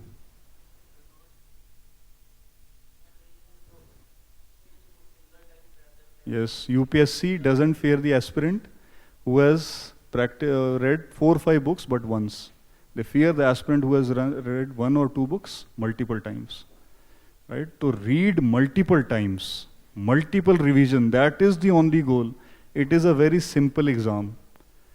But it is a 1-year duration exam. तो फिर लोग गुम हो जाते हैं. They get confused and they deviate from this simple strategy. Read a book, revise it multiple times, write answers, clear the exam. That's it. But this is a 1-year duration exam, इसलिए confuse मत होना, right? Follow this strategy. Someone is asking how to prepare precise notes for history. To prepare these notes according to the topics. For example, you are studying 1857 mutiny. To prepare this topic, first of all, see if there are some notes available in the market which serve your purpose. If they serve your purpose and they need little bit of adjustment, तो उन्हीं पे side में लिख लो जो topic रह गए हैं. Otherwise, if you nothing matches my expectation, then prepare topic wise. 1857 mutiny, then fall of the Mughals, like that you prepare. Got it? And chronologically. ठीक है? Any other questions?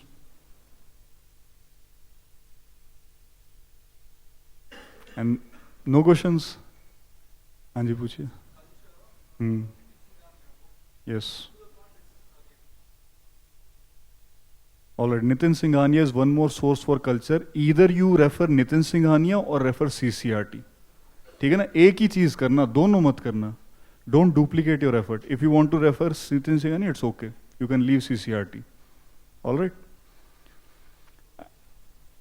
हाँ जी. हाँ जी. New ones. So where I have mentioned the old ones, read the old ones. And where I have mentioned the new ones, read the new ones. Got it? देखो जो old वाली हैं, they have more content and are written in a better analytical manner. In the new ones which I have omitted out, काफी content हटा दिया गया. They have been simplified. All right. And most importantly, क्या तैयारी करके निकल लो यहाँ से, ठीक है? Make a aim of 1 or 2 years and then get lost. Don't prolong your stay here, right? That's it. Any other questions? Chalo, thank you.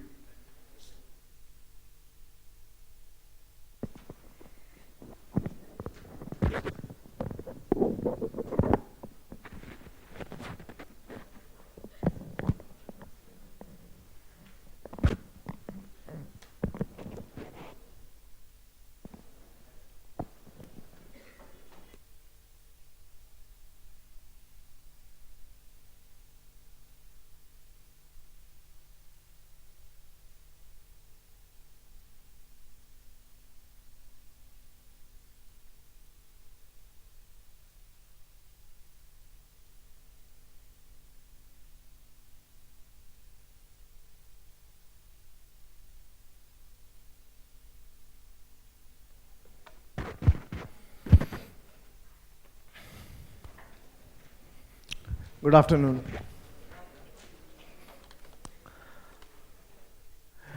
What is the name of the session? Open and interactive session. Let's make it interactive. Anything which you want to ask me before I start speaking for the remaining 20 or 25 minutes? Anything which you want to ask in area of polity? Myself, Ashish Kumar, and I take polity here in VISION IAS. Anything which you want to ask in this area regarding preparation, of course. बोलो sir, शर्माने की जरूरत नहीं है, कुछ भी of course related to exam. It is very difficult. You are asking or telling me? Let me tell you, this exam is not at all difficult, believe me. Content-wise, this exam is not difficult. The only thing it tests is your emotional quotient. How much you can remain emotionally stable, as sir said, for 1 year, you have to maintain your momentum. The only problem is that when we start, we start with a bang. We tell everybody we are starting for civil services and all. DP on WhatsApp also, usme share bana hua hai. Then on Facebook also you put your, this what? A white car on the red beacon. But then that is okay. Maintain the momentum. And the best way to maintain momentum is that go at an average speed. Do not take huge pace initially and then slow down. And let me tell you, just to lose momentum after some time is very natural. After every 6-7 days, you will have a feeling that I am losing my momentum and that push is not there. That is very normal. Accept this thing as normal and then keep reading. And do not get under any pressure thinking that he is reading Subhash Kashyap, he is reading D.D. Basu. I have not even read NCERT. Not NCERT is required, D.D. Basu not required, Subhash Kashyap not required, believe me. Just focus on what you are doing, as sir said very correctly. Read one book 10 times rather than 10 books once, right? So this will take you through. Now just let me give you an idea. I divide the whole polity thing in 2 parts, preliminary and mains. What is the weightage of polity in pre, sir? Average weightage. हाँ, कितने question आते हैं? How many questions come in exam? Last time क्या हर बार ही उतने आते हैं? 100 questions come. भाई pre में 100 ही तो आते हैं. And how many come from polity? 10 to 15. Let me tell you, it is not 10 to 15. It is 10 to 25% of the question which can come from polity. 2012, there were 22 questions from polity alone. Okay. Polity, economics, history, geography, they are highly important, okay? Now, this is the weightage in pre. Now see, let's divide the main thing also in 4 basic groups. The questions which will come in mains, I can divide the whole GS paper 2 in 4 parts. GS paper 2, what is the weightage? GS paper 2 का कितने number का आता है GS paper 2? 250. Out of 250, I can divide the whole paper in 4 parts, okay? Polity, which you call as hardcore polity, like president, governor, money bill, okay? The veto powers of president, center-state relations, hardcore traditional polity. This will come around 100 marks. Traditional polity part, 100 marks.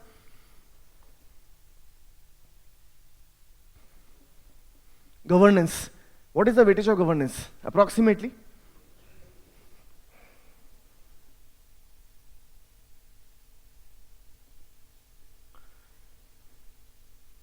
Whole GS paper 2 can be divided in 4 parts. Polity, around 100 marks.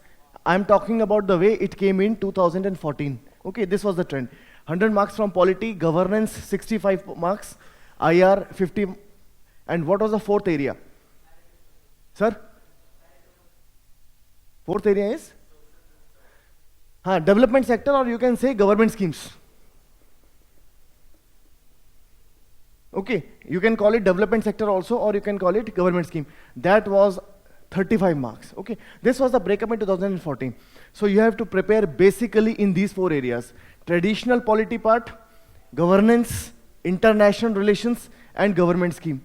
But then see, the important thing is also how you have to prepare. This is the breakup. Now, let me tell you first the sources from where you have to read. Okay, this is the breakup. In pre, let me tell you the sources also.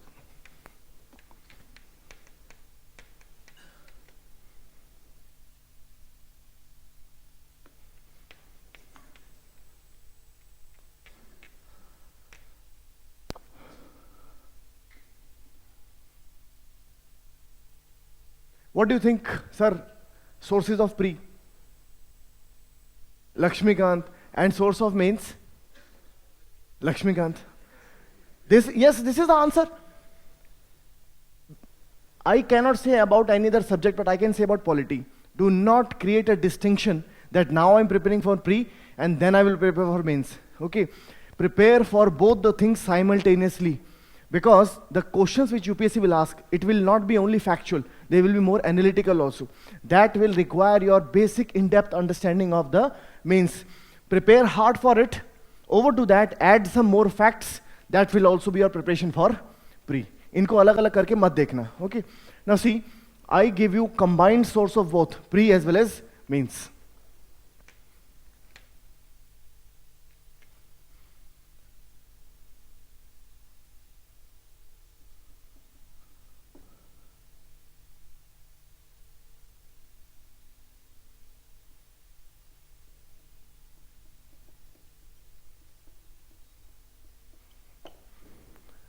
Notes are available of every institute in market. That hardly makes a difference. But along with the class notes, you have to take the class explanation also. The understanding part. है कि नहीं है? भाई notes तो market में available है. You have to read between the lines also. The explanation which the teacher will give you on these notes, that is even more important than the notes. So when you come to the class, you write everything which he explains in between. Every example which is giving, do not wait for the dictation to come and then you will write. है कि नहीं है sir? Right? For example, even in this class, there is one person who is writing everything. The remaining are listening. So when you come to the class, do not have this approach. Have an approach that whatever he is saying for 2.5 hours, if he can speak for 2.5 hours, you can also write for 2.5 hours. So whatever he explains, examples, analysis, note down that also. Because this what will make the difference, not the notes. However, the class notes, let me tell you, they are infallible. I can vouch on this. Because this has proved on me also and many other people also who use these particular notes. Class notes, class explanation. Now if suppose I took president today, in class I took president, very same day go home, revise the notes, and then maybe in the same evening only take Lakshmikant and read that same topic from Lakshmikant. वही topic Lakshmikant से पढ़ो, ठीक है? Whatever I took in class, the same topic from Lakshmikant that day itself, right? This is enough for your polity. But then this is traditional part. You have to do some garnishing also. इसके ऊपर मसाला भी डालना पड़ेगा. कहाँ से आएगा मसाला? Current affairs, yes.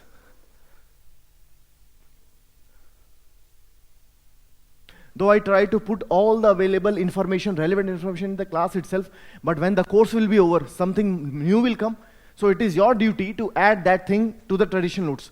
Current affairs, without current affairs, preparation is not complete. It has not even begun. Current affairs के बिना ही preparation बेकार है. Okay. Current affairs may be, what do you think should be the source? Yes?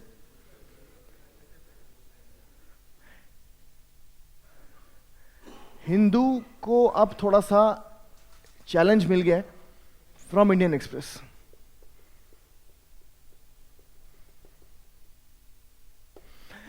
If you are comfortable in Hindu, go with it. But I feel now Hindu has been replaced by Indian Express in terms of its relevance for this exam. Indian Express is now focusing, or it has become more exam oriented. For example, it comes with a whole page. Heading of the page is explained, where the paper will take up a concept and then explain the in and out, history and the present, and maybe the future of that topic. है कि नहीं? That detail is given in Indian Express. It is generally not now coming in Hindu. Moreover, Hindu has got a kind of tilt, anti-governmental tilt, which is highly dangerous.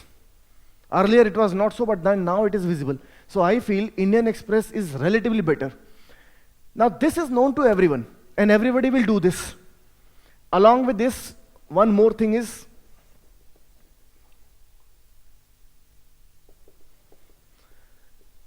Vision IAS, they prepare a monthly magazine with a whole team working dedicatedly on this. A complete team is sitting there and they are preparing this material. Do not even try to overlook this. Do not run after Wizard, Chronicle, this and that. Catch one magazine, Vision magazine is enough, along with Indian Express.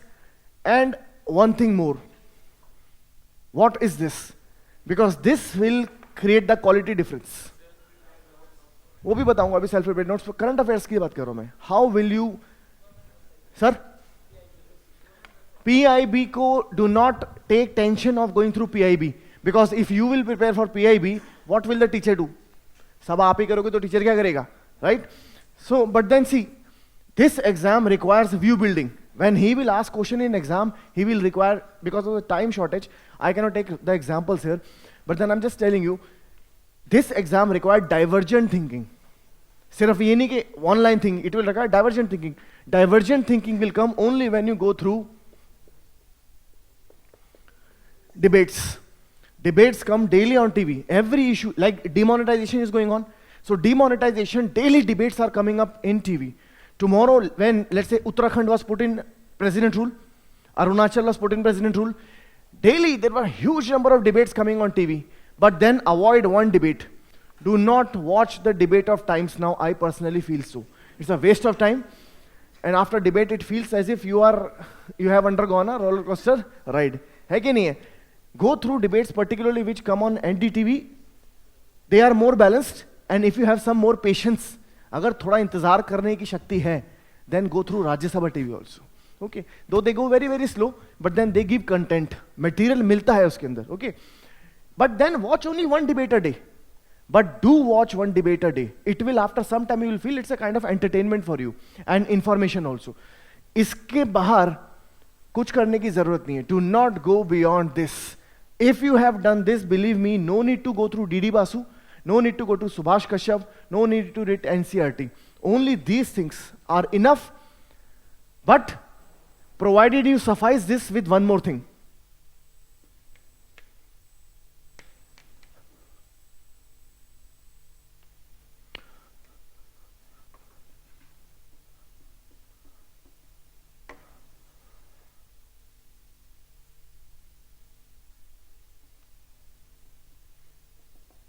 Here comes the difference.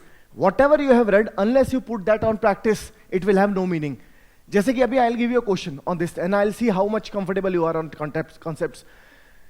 Vision IAS, I don't know about other institutes, but here what we do is that once we are done with the class, after every class we give 3-4 questions, objective question, daily basis, and one mains question, and that is given to students. Next day they try to submit the question. If not next day, you can give after 2-3 days also.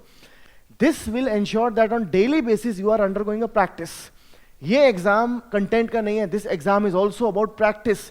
How much what you have learned, you apply that on ground. Okay. For this, question practice is must. Question practice will come in class. As I told you, after class you will get the questions, and then they will also provide you free test series also along with this. In between, they will keep on giving you tests also. Those tests are unparalleled, unbeatable, because they are prepared by experts. And the people who are checking also, they are different than the people who prepared them. And they are preparing it with a whole yardstick given to them. Okay. As you know, Vision IAS test series is far more famous than any other test series. So make use of it. अगर कोई चीज़ free में मिल रही है तो उसका use करो. है कि नहीं है? Practice is very important. Now see.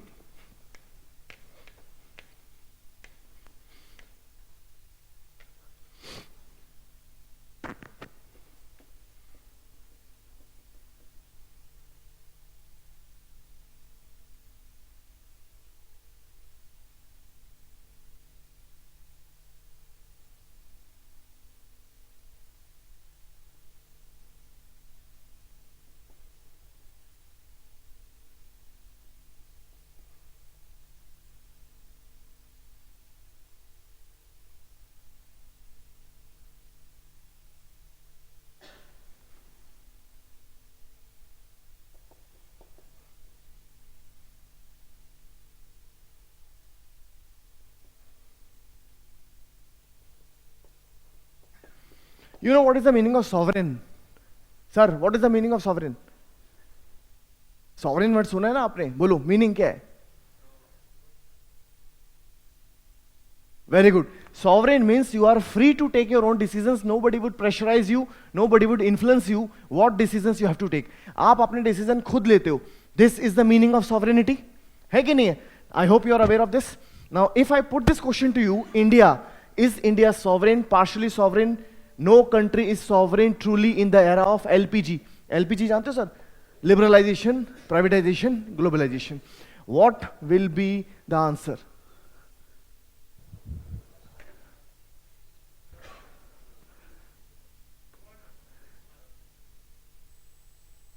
Third. Okay. How many of you say third? 7 people. Good number. The remaining say 1.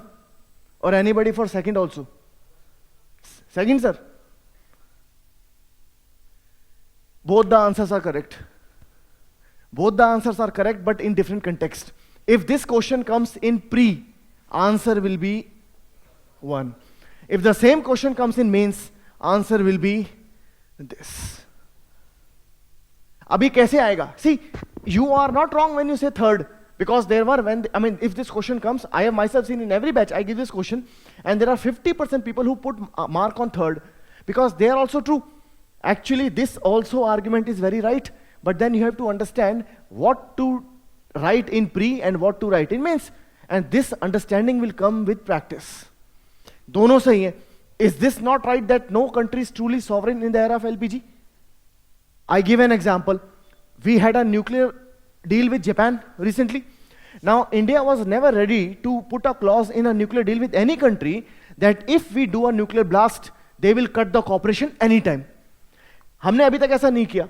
But just now, when we had a deal with Japan, we entered into this clause. Did we not succumb to pressure? And we lost sovereign decision making? तो ये बात तो सही निकल के आई रही है that we did so under the pressure of LPG. World is getting globalized. We wanted to have more relations with every country, and to have more relations, we had to succumb under the pressure. Another example, Italian Marines. You know the incident, these Marines, they shot 2 fishermen on the Kerala coast. We caught them. We caught them and we tried them.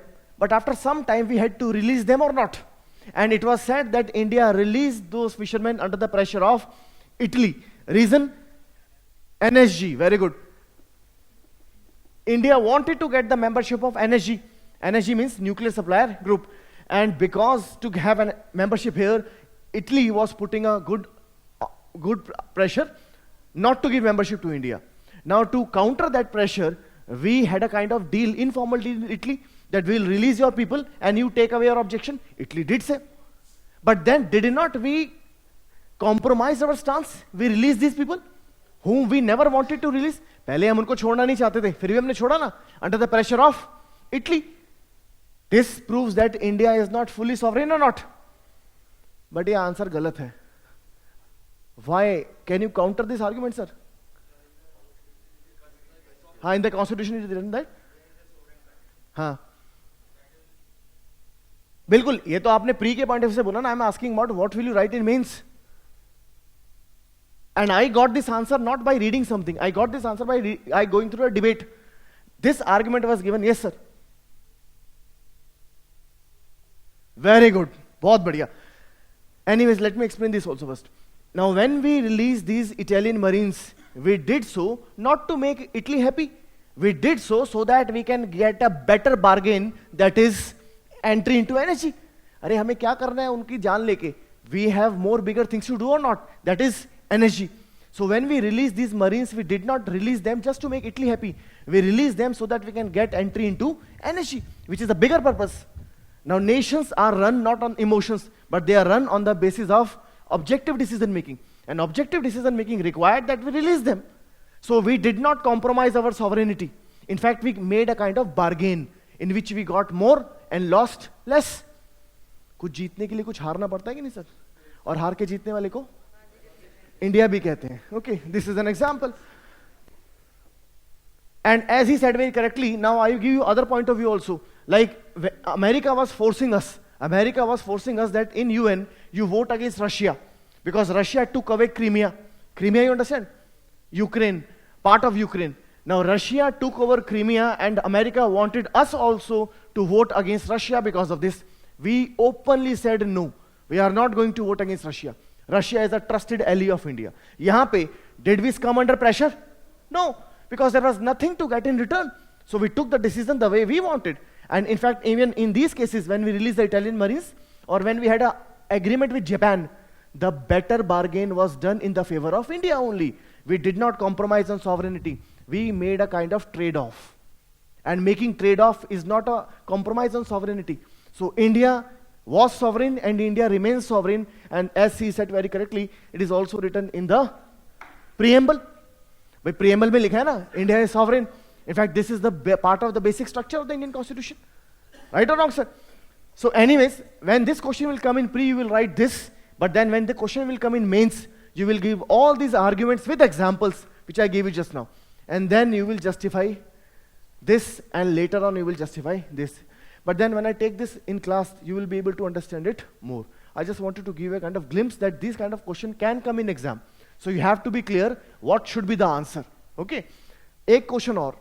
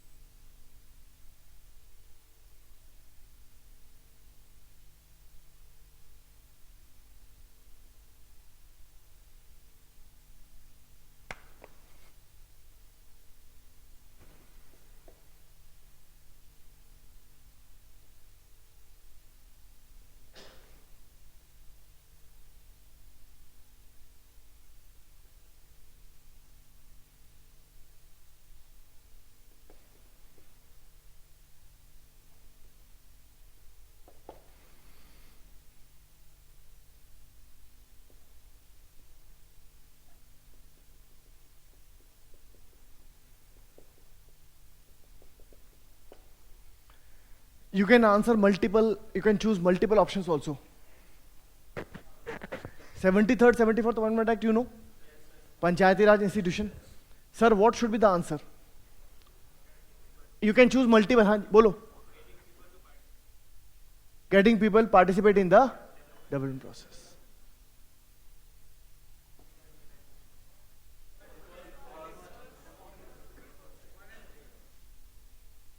All of them.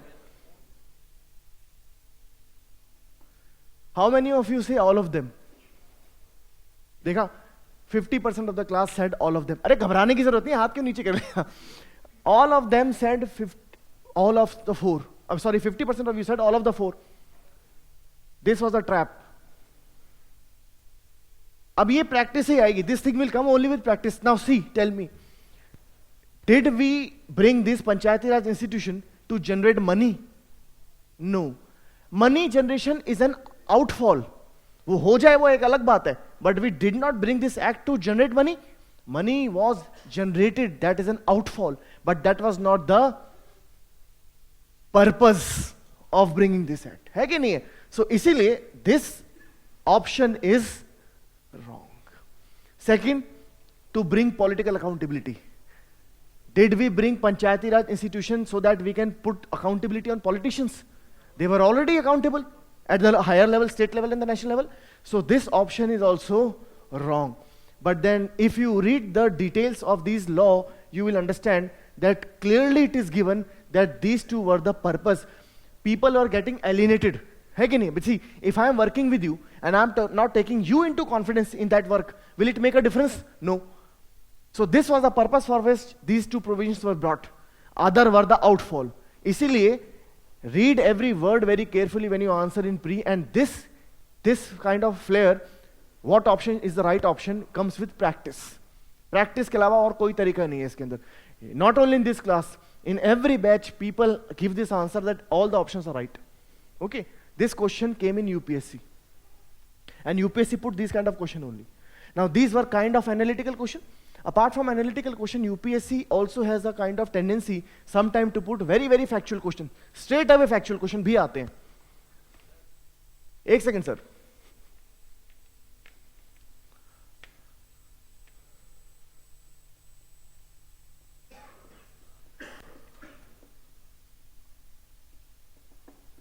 हाँ जी बोलो.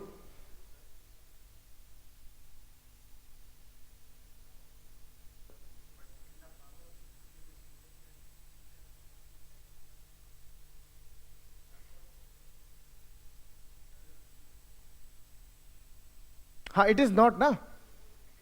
Financial power तो आप दोगे भाई. देखो, if I am working for you, Let's say I'm working for you. Should I not get some money so that I can work for you? And from where the money will come? From taxation only. But was generation of money the purpose or working for you the purpose? Working for you the purpose. Question देखो उसने क्या पूछा? The purpose, not the outfall. And this answer is given by UPSC also. UPSC also gave the same answer. Okay? Second thing was that I wanted to tell you that there are some very factual questions which come in exam. जैसे कि he asked the question 10 schedule relates to anti-defection law. This same question, ditto question came twice in exam. UPSC तो है, डाल दिया दोबारा question. So what I mean to say is that when you appear for exam, please go through all the questions which have come in exam. Not for the sake that this will get you one or more questions come in exam again. So the reason you also get a kind of pulse that this way UPSC asks question and this should be the answer. Practice question as much as you can. Factual questions come, they repeat the question also. Just last time they asked a question on Buddha. It comes from history. I think sir must have discussed that. For example, in all of these places, which place or places relate to the life of Buddha? ये question आया था ना पिछले साल. Now this question was also repeated. Next, questions not only get repeated, questions also come through current affairs. Like 2012, CAG was in a big way in news. CAG news में था. Question came on CAG. 2014, NJAC was in news. 2 questions came on Supreme Court. इसी तरह से question आते हैं. So if you have to, देखो, syllabus is that big. You cannot be thorough with each and everything. Try to be thorough, but you cannot be. You can never be. So the best part is that at least you should know that in these areas question might come, and I should strengthen myself in these areas. In areas को मुझे strong करके जाना है. And the last thing which I just take 2 minutes of yours, and then I will conclude. The last thing which I wanted to tell you is this. Since question come from current affairs, for polity you prepare a register. एक register तैयार कर लो and divide the whole register into topics. Each topic should take 2 or 3 pages.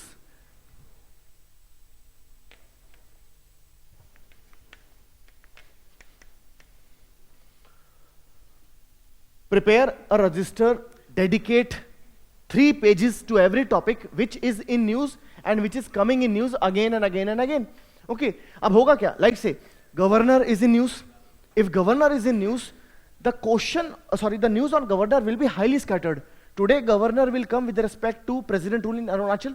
Tomorrow, governor may come in reference to center-state relation. Day after, governor may come with any other reason. Okay, so let's accumulate every information on governor in 3 pages. The best way is that to have a register and then you dedicate 1 page to governor.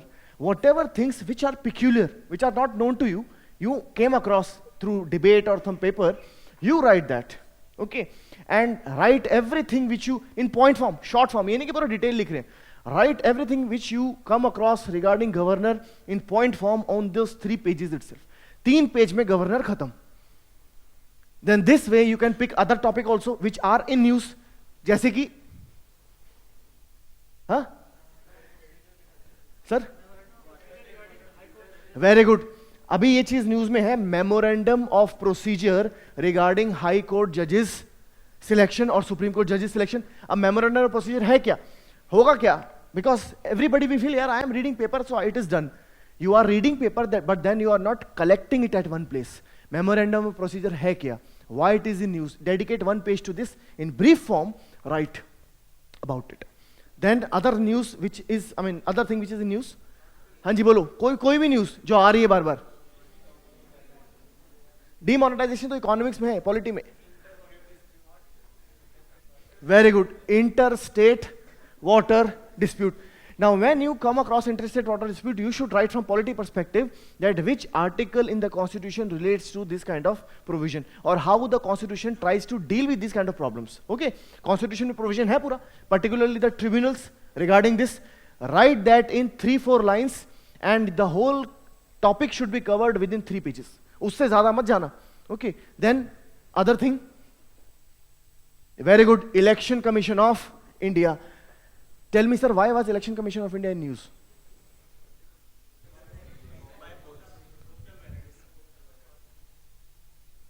E postal ballot भी है और मैं आपको एक बात और बताता हूं. Very good. Even in the, acha, who conducts Rajya Sabha elections? Election Commission of India or somebody else? Election Commission of India. Rajya Sabha election were in news or not? Why were they news? Sir? Haryana mein Rajya Sabha elections hue? Subhash Chandra won. Was it not a controversial election? Right or wrong?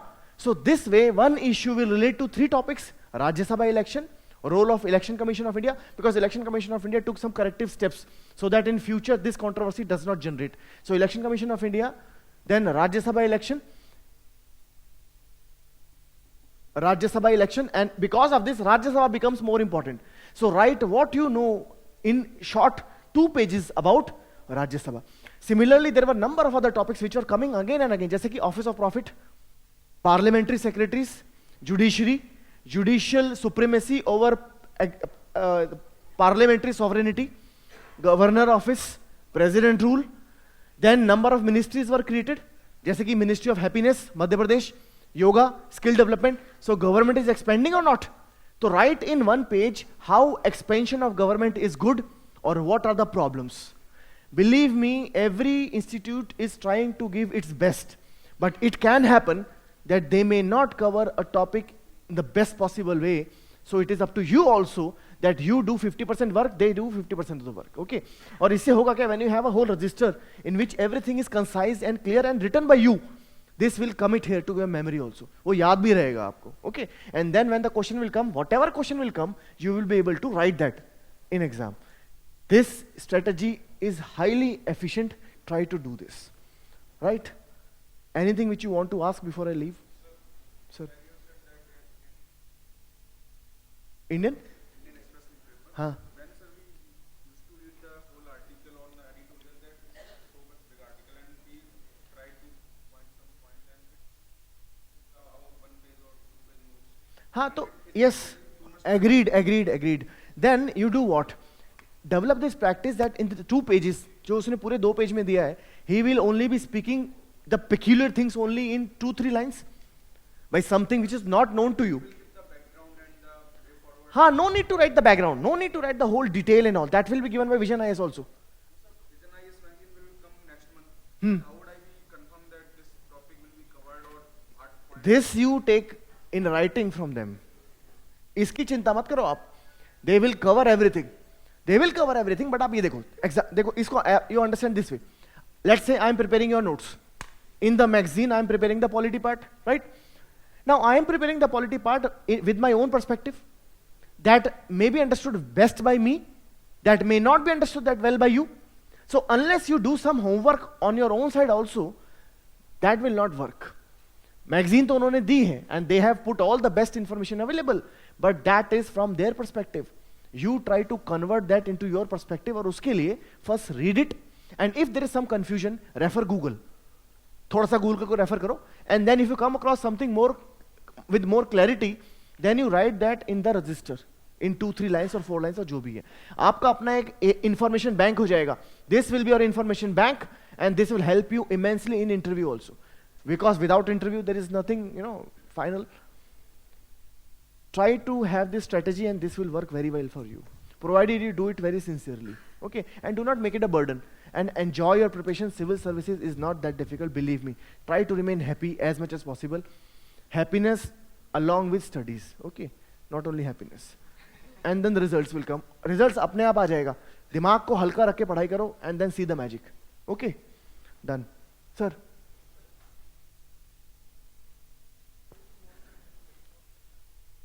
IR के लिए there will be ma'am, she will be taking up this whole detail of IR. Okay?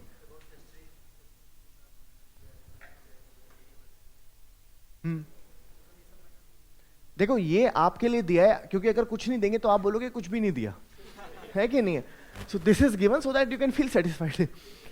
But then this is what I tell you, do not, अगर सब आप ही पढ़ोगे तो teacher क्या पढ़ाएगा? ये बताओ. Let me tell you, this was only in a lighter sense. The issue is that you will get overburdened with books. कितनी books पढ़ोगे? As sir said in the previous lecture, do not read 10 books, read 1 book 10 times. D.D. Basu is also having the same thing which the notes will carry.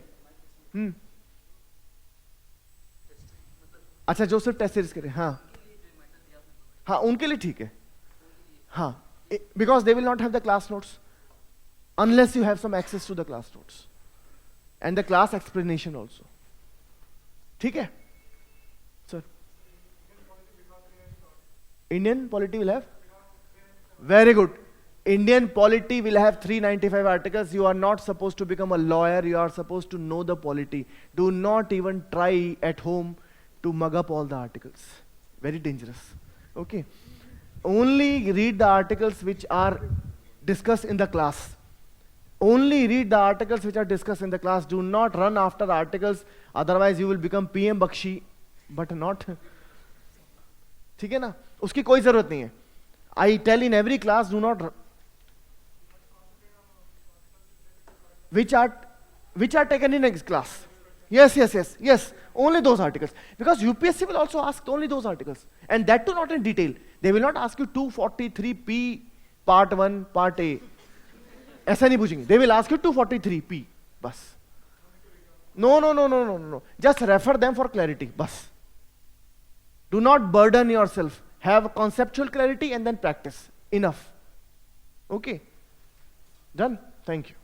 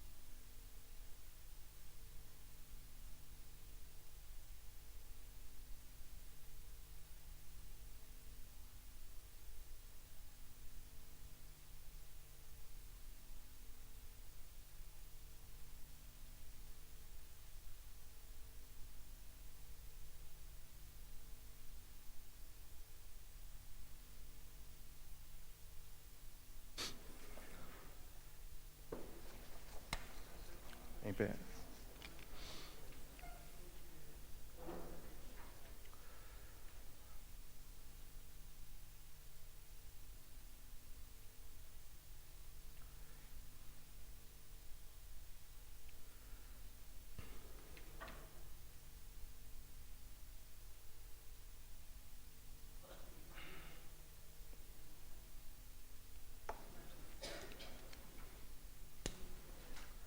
Hi, good afternoon. Yeah, my name is Pratik Gupta, and I'm in VISION IAS for the last 2 years, and I'm responsible for completing the economics portion. Okay. Like first of all, I need to, I want to tell you that what kind of syllabus is being there for the economics portion and what is the weightage of economics in the prelims as well as mains examination. Like before that, I think you all must be very much aware about the syllabus of the UPSC. How many of you know that the UPSC is providing syllabus for the interview also? Do you know this thing? That is a prescribed syllabus has been provided by the UPSC for the interview purpose also. So you all are preparing for the UPSC only, I believe. Yes or no? So tell me, how many of you know that the syllabus is there for interview? Have you seen the notification ever? No. Then you started preparing without, seeing the syllabus.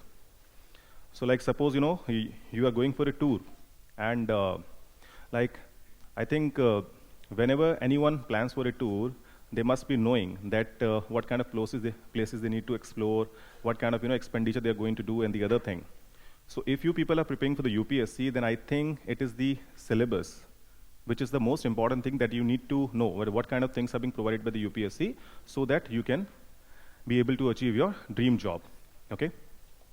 So first of all, those who have not seen the syllabus, do refer the syllabus at least once and do analyze it. See, first of all, when you see the syllabus of prelims examination for economics portion, then 3 topics are being provided. Like the very first one is the basic principles of Indian economy. Like under that, first of all, do remember you're not supposed to refer about the microeconomics or the macroeconomics. We need to refer the Indian economics portion. And in the Indian economics, there is no need to go through anything, about the microeconomics. It's only the very brief about the macroeconomics that you need to know. And then after that, once you're being very much aware about the basic and brief out the macroeconomics, you'll be able to connect things with the Indian economy. So in the very first topic of the basic principles of Indian economy, the questions may come from the banking area, then fiscal policy, inflation area, then capital market. These kind of things are being asked by the UPSC. The second thing is social schemes of the government. Like as you know, there's so many schemes are being started by the central government. Like you're having this Bharat Nirman, this MG Narega, and so many other schemes. So basically, in case of the second thing that is about the social scheme, that you need to be aware about what kind of schemes are being going in currently. Okay, like for example, this year UPSC asked around 8 to 9 questions, from the schemes only. And the third thing is social development through economic empowerment. Again, you need to go through the various policies initiated by the government of India for the empowerment purpose. Okay, so 3 things are being there for the economics prelims syllabus. When you see the weightage of economics in prelims, then as you can see, in 2010, 36 question was asked by the UPSC. It was the highest ever, you can say, from the economics portion was, chosen by UPSC to just for the sake of understanding the knowledge of student about the basic economics and the other. When you see the 11, it is 16, 19, 18, 22, 15, and 29 this year. So you can imagine simply that there is a weightage of economics of at least around 15 to 20% every year in the prelims examination. Okay? So the economics is a portion that you are not supposed to leave at all, because it is going to help you in terms of, clearing this examination in a very easy manner. Why I'm saying this thing? Economics is a portion which requires only conceptual knowledge. You're not supposed to mug up the thing. Because when you see the question, the kind of asked by the UPSC, see, like this question appear in UPSC this year from economics portion. In the context of which of the following do you sometimes find the term called amber box, blue box, and green box in the news? The answer is what? It is the WTO. So basically, when you read about the agreement on agriculture in the WTO, you will find this topic called AOA. That is currently in news. Why? Because there is a lot of confusion between the developed country and the developing country when it leads to the subsidies in agriculture. Okay? So basically, amber box, blue box, and green box is a part of WTO. So as soon as you see the question, you can simply answer it within, few seconds only. You're not supposed to apply a lot of mind in that. You're not supposed to have a lot of conceptual clarity about things. It's just that very basic question sometimes asked by the UPSC in the economics portion. When you see the second question, like, which of the following are included in the capital budget of the government of India? Like this question, came from the fiscal policy part. Like when you discuss about the fiscal policy, we are supposed to discuss about the revenue account, capital account, fiscal deficit, and the other thing. Okay? So when you read about the fiscal policy, we need to discuss about revenue and capital account. Okay? And the very basic difference is there in case of revenue account and capital account. Like suppose,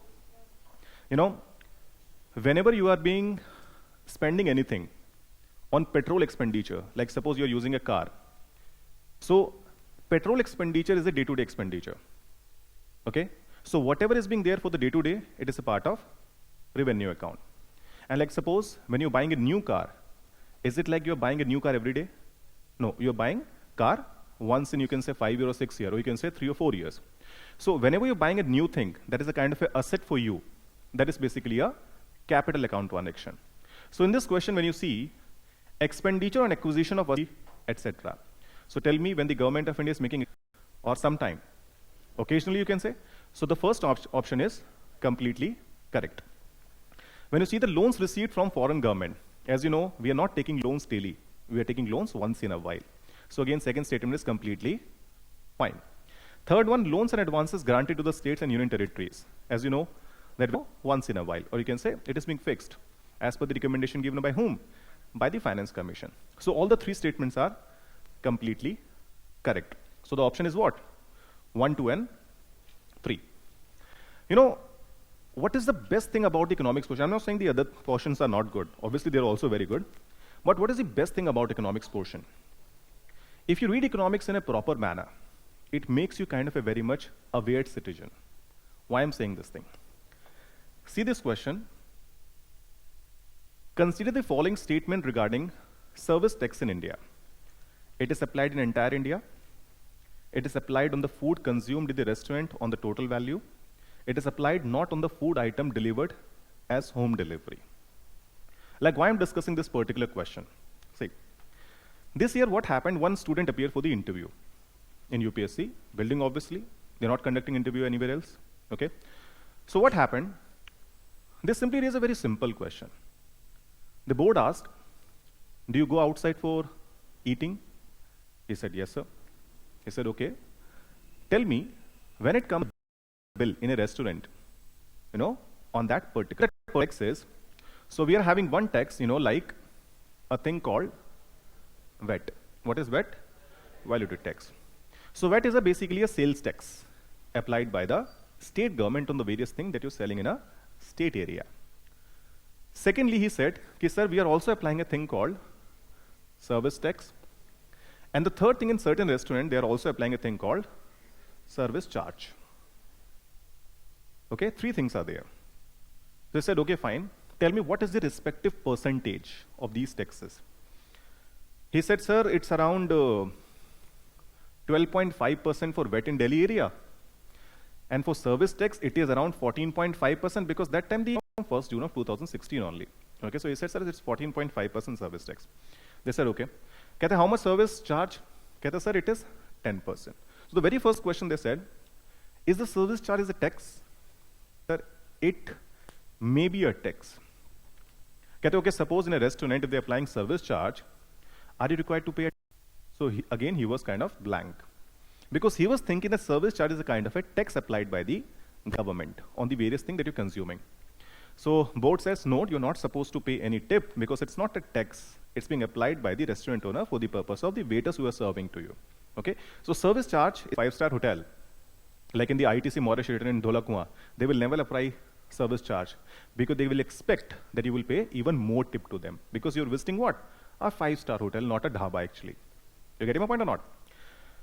So they said, okay, he said service tax is 14.5%. He said, okay, imagine if a bill is of 1,000 to pay.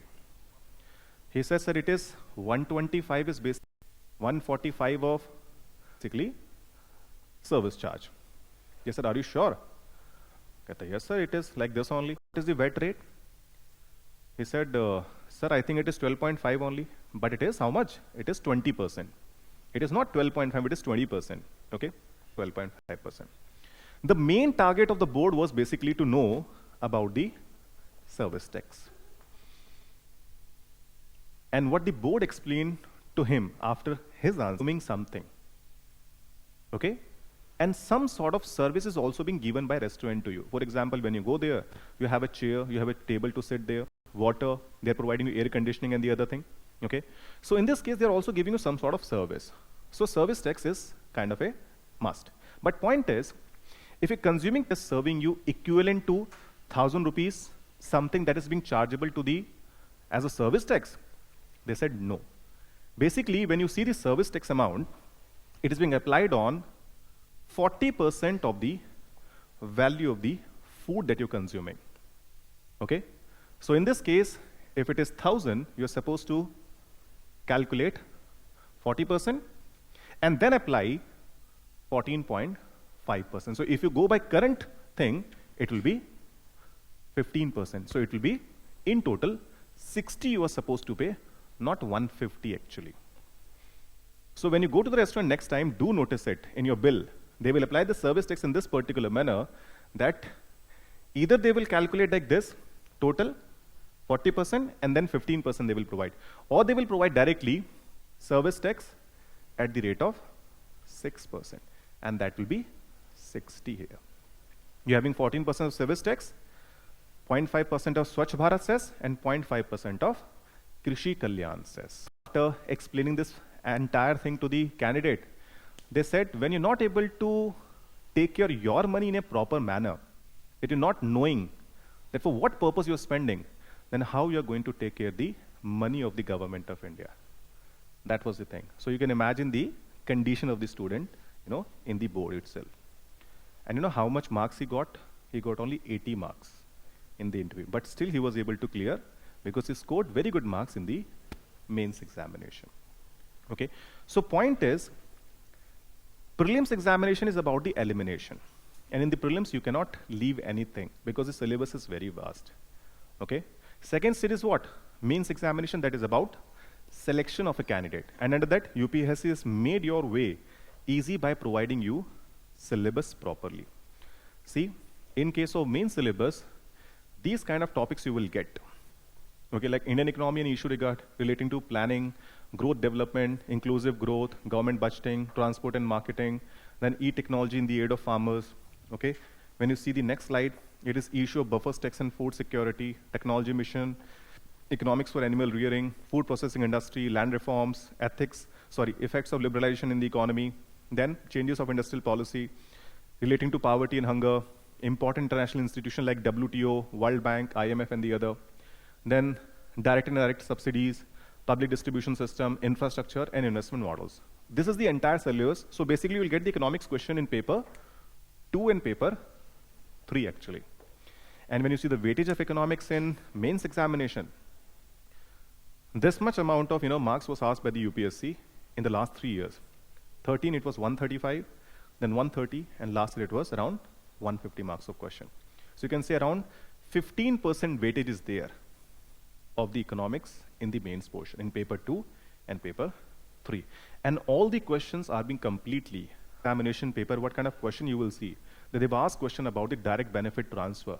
That what kind of impediments the government of India is going to face when it comes to implementation of direct benefit transfer scheme. So what is the basic, way to prepare economics if you are having this particular syllabus? They can see when it comes to preparing economics from our own side, like if you're not taking any coaching. So what you are supposed to do? All these 4 NCERT, the new NCERT, not the old one. So what you can simply do, you can simply go to the NCERT website, just simply download the chapters from there for free of cost. In the 9th standard economics, you're supposed to read chapter number 1, chapter number 2, chapter number 3, and finally the last chapter called Food Security in India. And you're not supposed to read the entire book. First, second, third, and last chapter. In 10th, the title is Understanding Economics Development, chapter number 1, Consumer Rights. Okay. In the 11th NCERT, the title of the book is Indian Economic Development, and there you can read the entire book.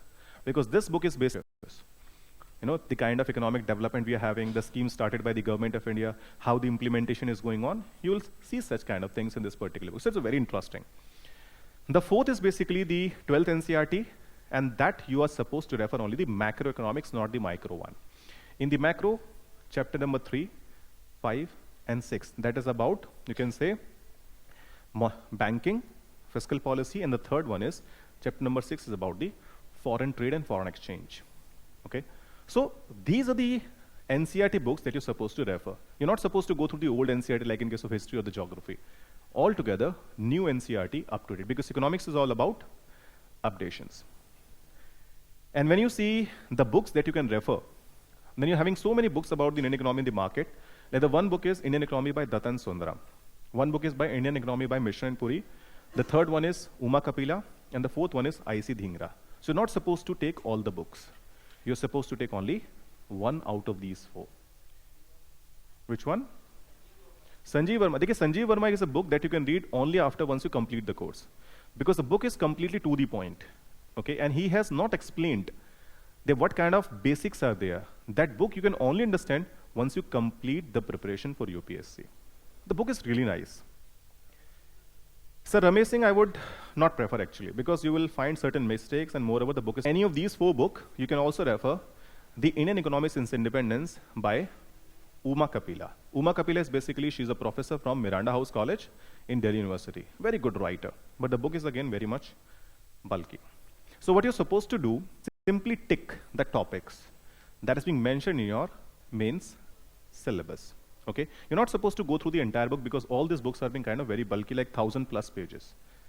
The only relevant area I would say is around 300 or 400 pages from our examination point of view. We're not supposed to get mastery in Indian economy.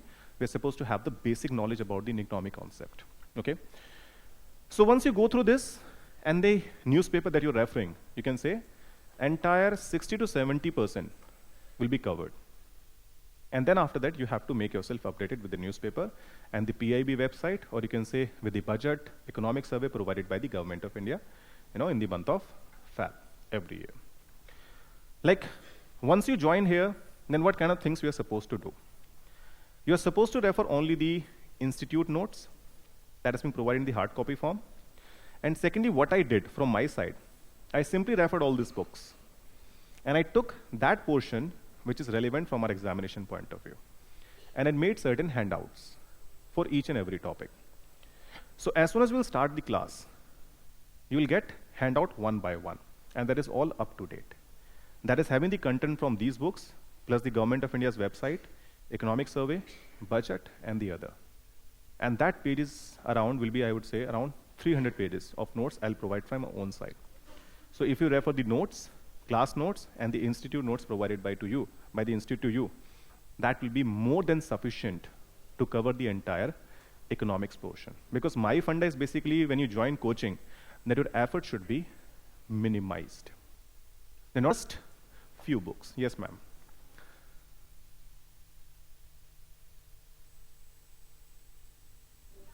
Yeah. If you're joining coaching, then obviously you can skip that portion. Yeah. Because I start with very basic, like why we need a bank in an economy. I'll also discuss why RBI demand and time liabilities, the fixed deposit and the other. Because sometimes questions have been asked by the UPSC from a very basic portion of banking and fiscal policy. Okay? So once you can refer like this, or if you just class notes, institute notes, and the handouts provided by me. So basically these handouts which is being provided by me to you is me only. It's not like I'm taking help of anyone else. Because I would say I'm not knowing UPSC completely, but I know UPSC to very, very close. There was only one question that was out, I would say, from my notes. And in case of economics, 29 question, 28 question was there from the notes itself. The class notes, the institute notes, and the handouts. So if you refer, I would say you will be able to cover at least 8. Okay? You're not supposed to go here and there to cover these things. So if you see the mains question, then the questions are like this. Fiscal Responsibility and Budget Management Act 2003. Discuss critically its salient features and their effectiveness. Why I'm providing printed notes from my own side? See, when I discussed the fiscal policy topic in class, why the Government of India was not able to achieve the targets, so that you have a complete understanding that why we actually failed. But when it comes to knowing the features, you need to refer the printed notes. Because we cannot cover everything in class. We are having limited time. We are not joining, any institute for 3-year degree course. We are joining only to cover such a vast syllabus.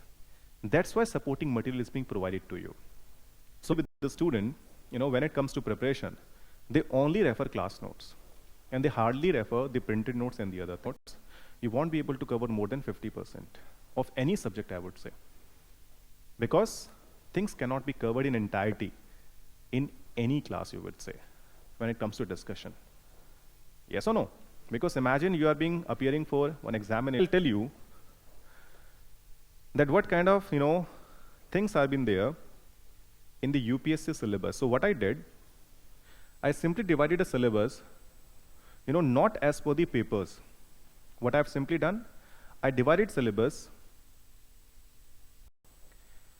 In total, we are having around 13 topics in the mains examination. Like the very first one is the Indian heritage and culture, history of world and society. Then third, you would say geography of the world. Then we are having other things like, social justice. Then polity, you would say, governance and polity. Then you're having this science and technology portion. 13 things. The last one is issues of integrity and aptitude. Normally, students are giving, 1 year for the preparation. So you are having 13 topics that you need to prepare. Plus, those people who are from Hindi medium, they're supposed to cover English paper compulsory properly because they're being weak in English. And when it comes to, you, that you people are being very much careful about the compulsory Hindi paper. Because every year around 2,000 to 3,000 students are failing in the compulsory paper, to remember. We wrote Hindi to provide this matra and all. You remember that thing? Hardly you would know, I would say. So, one Hindi paper, plus those people who are not very good in terms of writing skills, they also need to prepare about the essay for optional. So in total you need to prepare. How many days you are having? 365 divided by 17. So on an average you are having, you can check. Imagine, you are having 3 weeks to prepare things.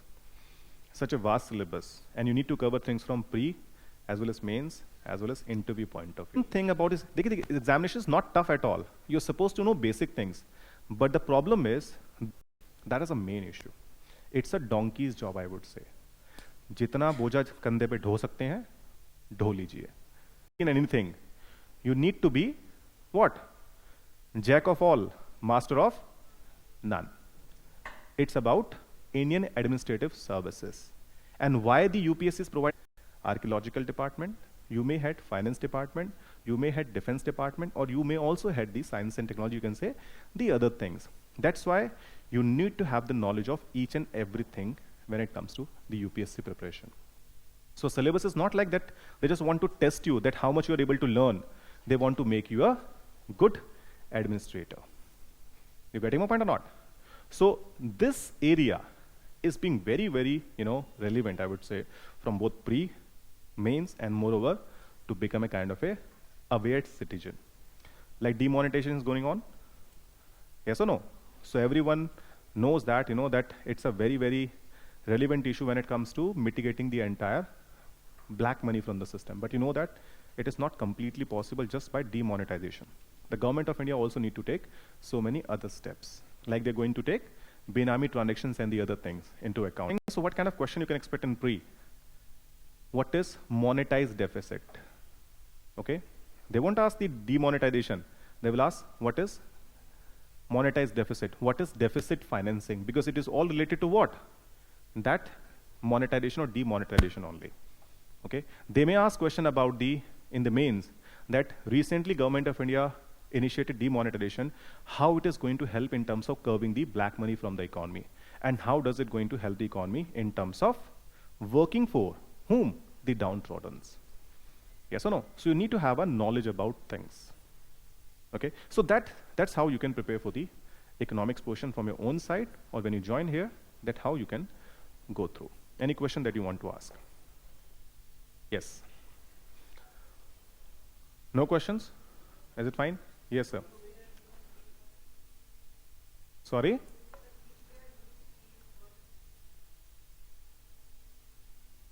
Which act? Okay. Again, the point is, those things which are being related to our syllabus, you need to focus that. Like, I would say, in the budget session, Government of India passed this Insolvency Act. So insolvency is relevant from an examination point of view. Yeah, no problem. You're not supposed to go through very specific. Insolvency, basically, they provide it for the entire economy. For one particular purpose, if they will ask, then I think it won't be that much relevant from our examination point of view. For example, they passed the Land Development Regulation Act. And moreover, when it comes to reading these kind of acts, you're not supposed to go through the entire bare act of that particular thing. You're supposed to refer only those articles which are being mentioned in the various articles of the newspaper. So whenever the Government of India is passing any act, you will get articles in the Hindu newspaper or the Indian Express. And they provide you certain pros and cons of that thing. Then you're supposed to refer that only. Do not go through the entire thing. So that is the issue, that in this case, you have to refer all these schemes from the very beginning till date. Like the Government of India initiated ICDS as the first welfare scheme started by them for the purpose of generation of employment in the economy in 1978, when they adopted a new way for the unemployment purpose. Like before 1978, Government of India was never starting any kind of welfare scheme. They were having certain specific scheme. Because as soon as in 1978, we had new government in India, they basically, one you can say by way of development, and second way by way of employment. Sir, if you will prepare of your own, then what you're supposed to do, you can refer the notes of institute you're having for free on our website. that you can refer. That is more than enough. Because if you read the entire economic survey, that is not relevant from examination point of view. Okay? Yes.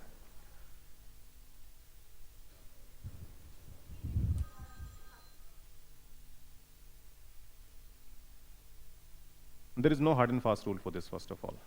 Like, I'll tell you, in my group, when we were preparing for the UPSC, one of our friends, she's fifth ranker, All India. Like, she started preparation for in the month of Feb only. That time we had the prelims in the month of May. So she cleared it, then she cleared the mains, and then she got, in the first attempt, like I think 186th rank. In the second attempt, she was not able to clear the prelims even. In third attempt, she got fifth rank. It is up to you how much you are comfortable when it comes to your preparation level. Okay? Sir, current affairs, again, you can refer the newspaper only. Or what you can do, simply download our magazine from the website and refer the economics portion. And sir, you're supposed to refer things one by one only. We cannot do everything, like at one point of time.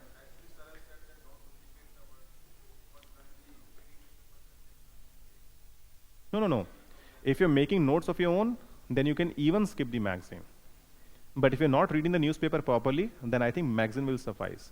Because we are preparing our magazine only from UPSC point of view. We are not this PD and all, because we're making magazine from banking, SSC. So once you know the basics, once you know the things, you are not supposed to memorize things. It will simply get into yourself. Because if the basics are clear, when you read it, you will be able to update yourself that time only. It's very simple exercise, I would say. Any other question you want to ask? No. So that is all from my side. To see you in classes. Okay? Thank you.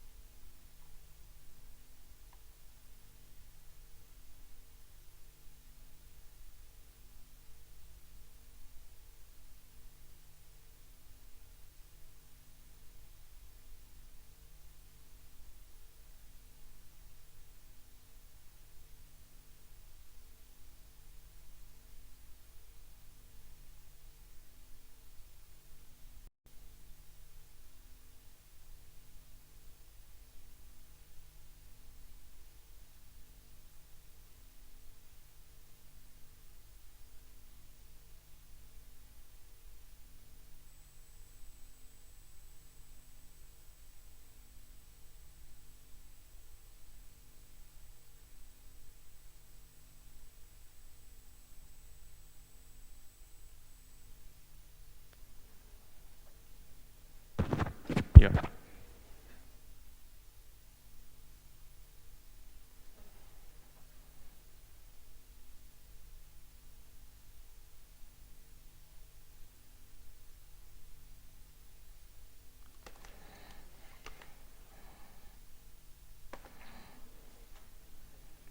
So, once again, welcome. I think third or fourth time in the morning, since morning. So I'll be talking about the geography part, specifically geography, ecology, environment, and disaster management. Right, these are three things mentioned in your syllabus for PT, mains, right? And they do tend to ask you questions in the interview as well from them. But basically the focus will be to understand how do we prepare, one, and second will be, more importantly, why at all do they ask you questions on geography or ecology, environment, or disaster management, and how they are related with the whole syllabus, right? So this is where we're going to focus. I won't be talking in general about the importance of, how do you prepare about it, and how do you, because that, as I understand, that has already been talked since morning. So basically, let's start directly with geography, right? So before I start, let me just ask you this. How many of you have done geography beyond class 10th? None. Great. How many of you are, so probably because you have not done geography beyond class 10th. Are you in touch with, or somehow, do you find much news in the newspaper about geography? Himalayas are forming, cyclones are building, plate weight. Environment we get, right? Disasters also you come to know. For example, can you think of any recent disaster we had? By the way, where is disaster mentioned in the syllabus? You just, I think sir just showed you part of the syllabus, and I will downloaded the syllabus at least. Right. So, where is disaster and disaster management mentioned? Is it there in the PT syllabus?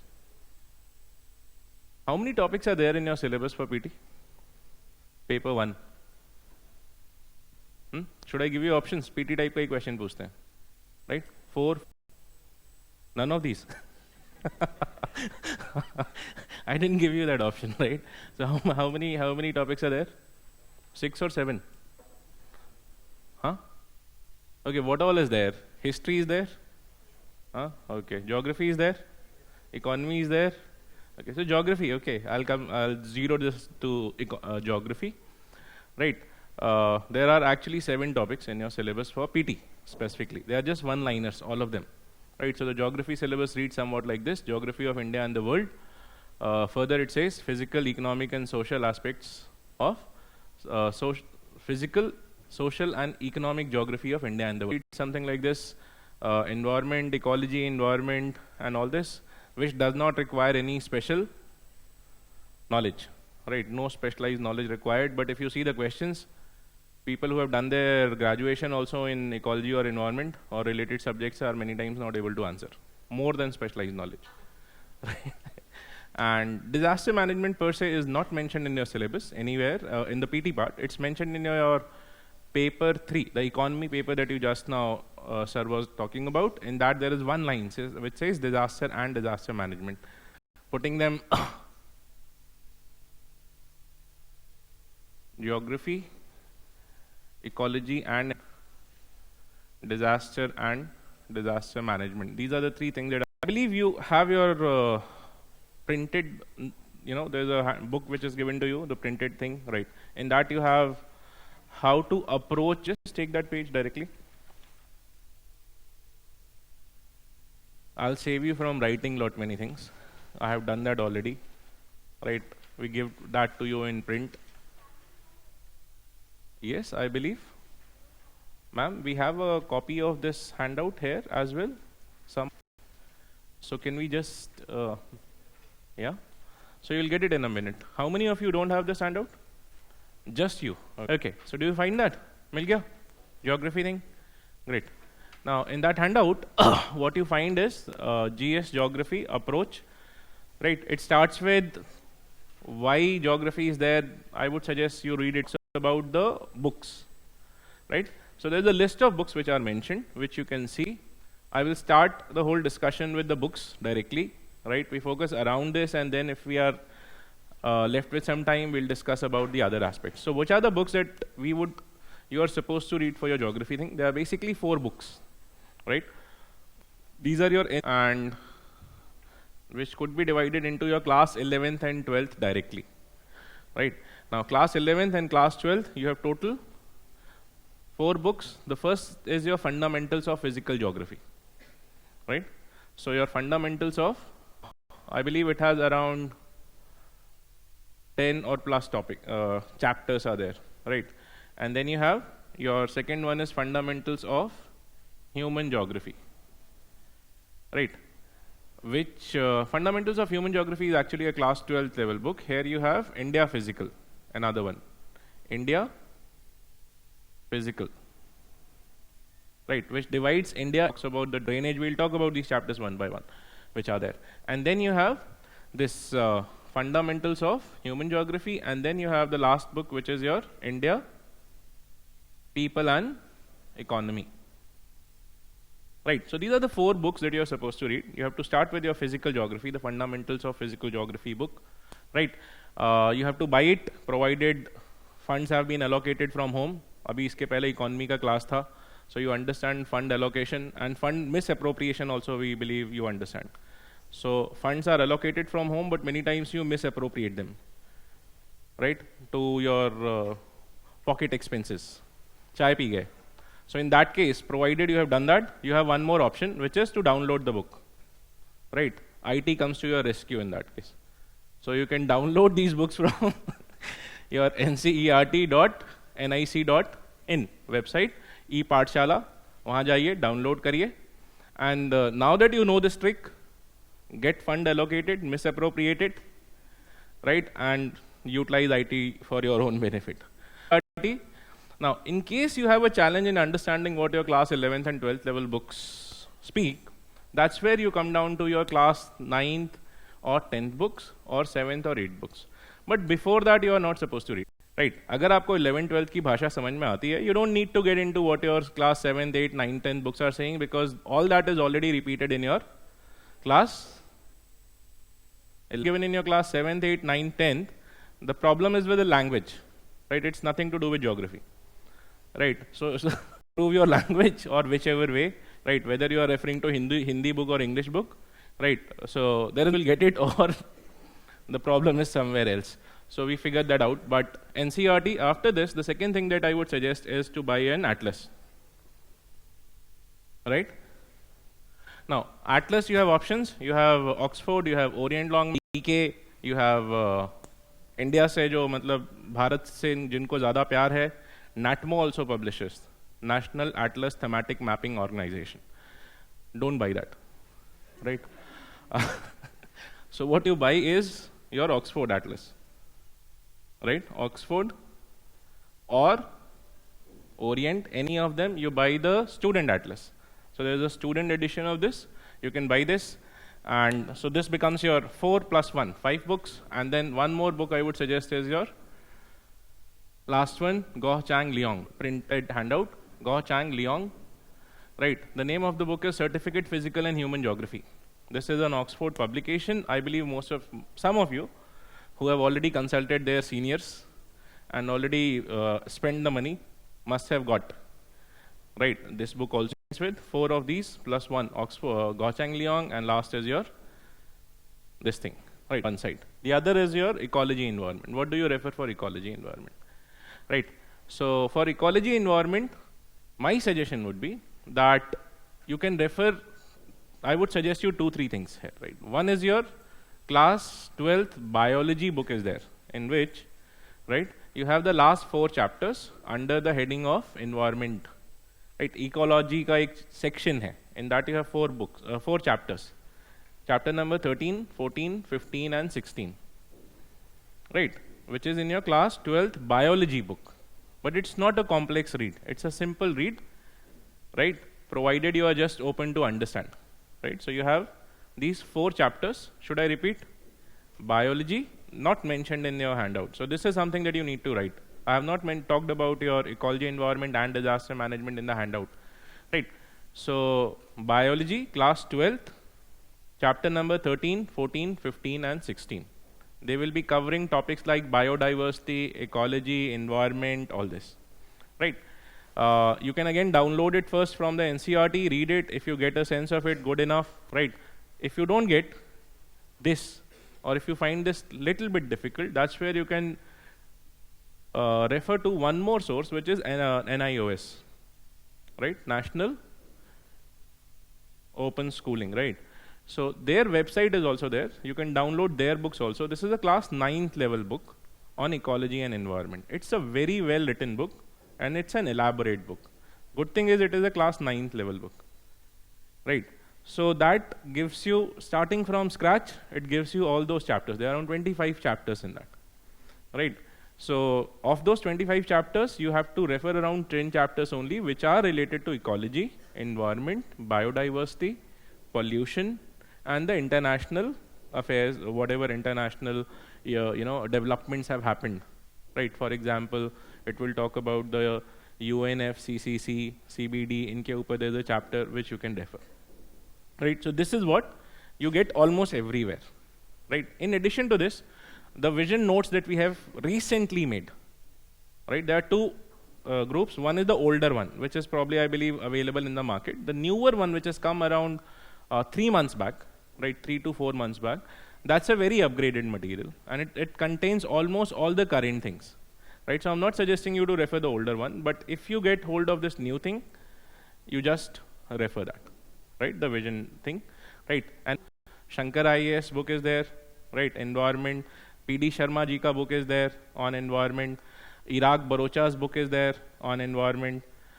Then your the MOEF comes up with the annual survey, which is available. 2016 survey is there, and n number of more books. That is just to satisfy your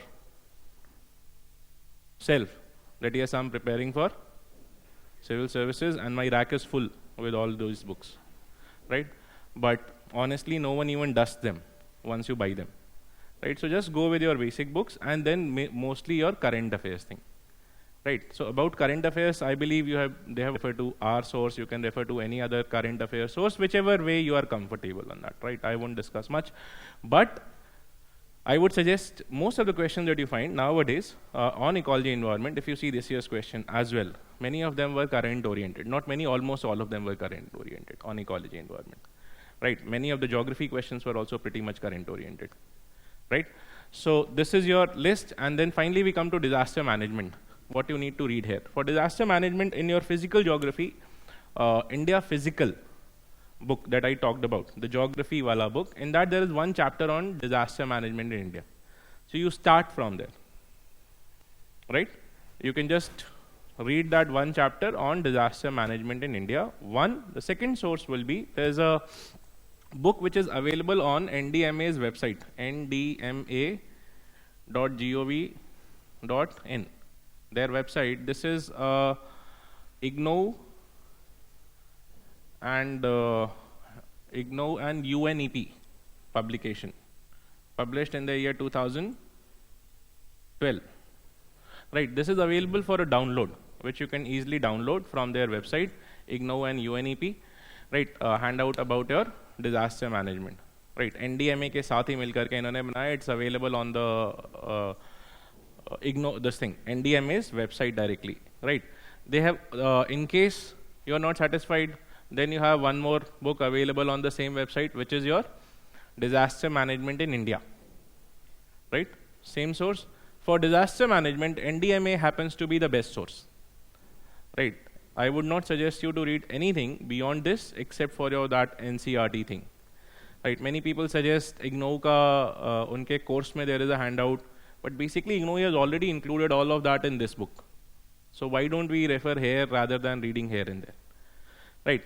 The last thing to read in this sequence is your National Disaster Management Plan 2016, released in May 2016. This year only it came.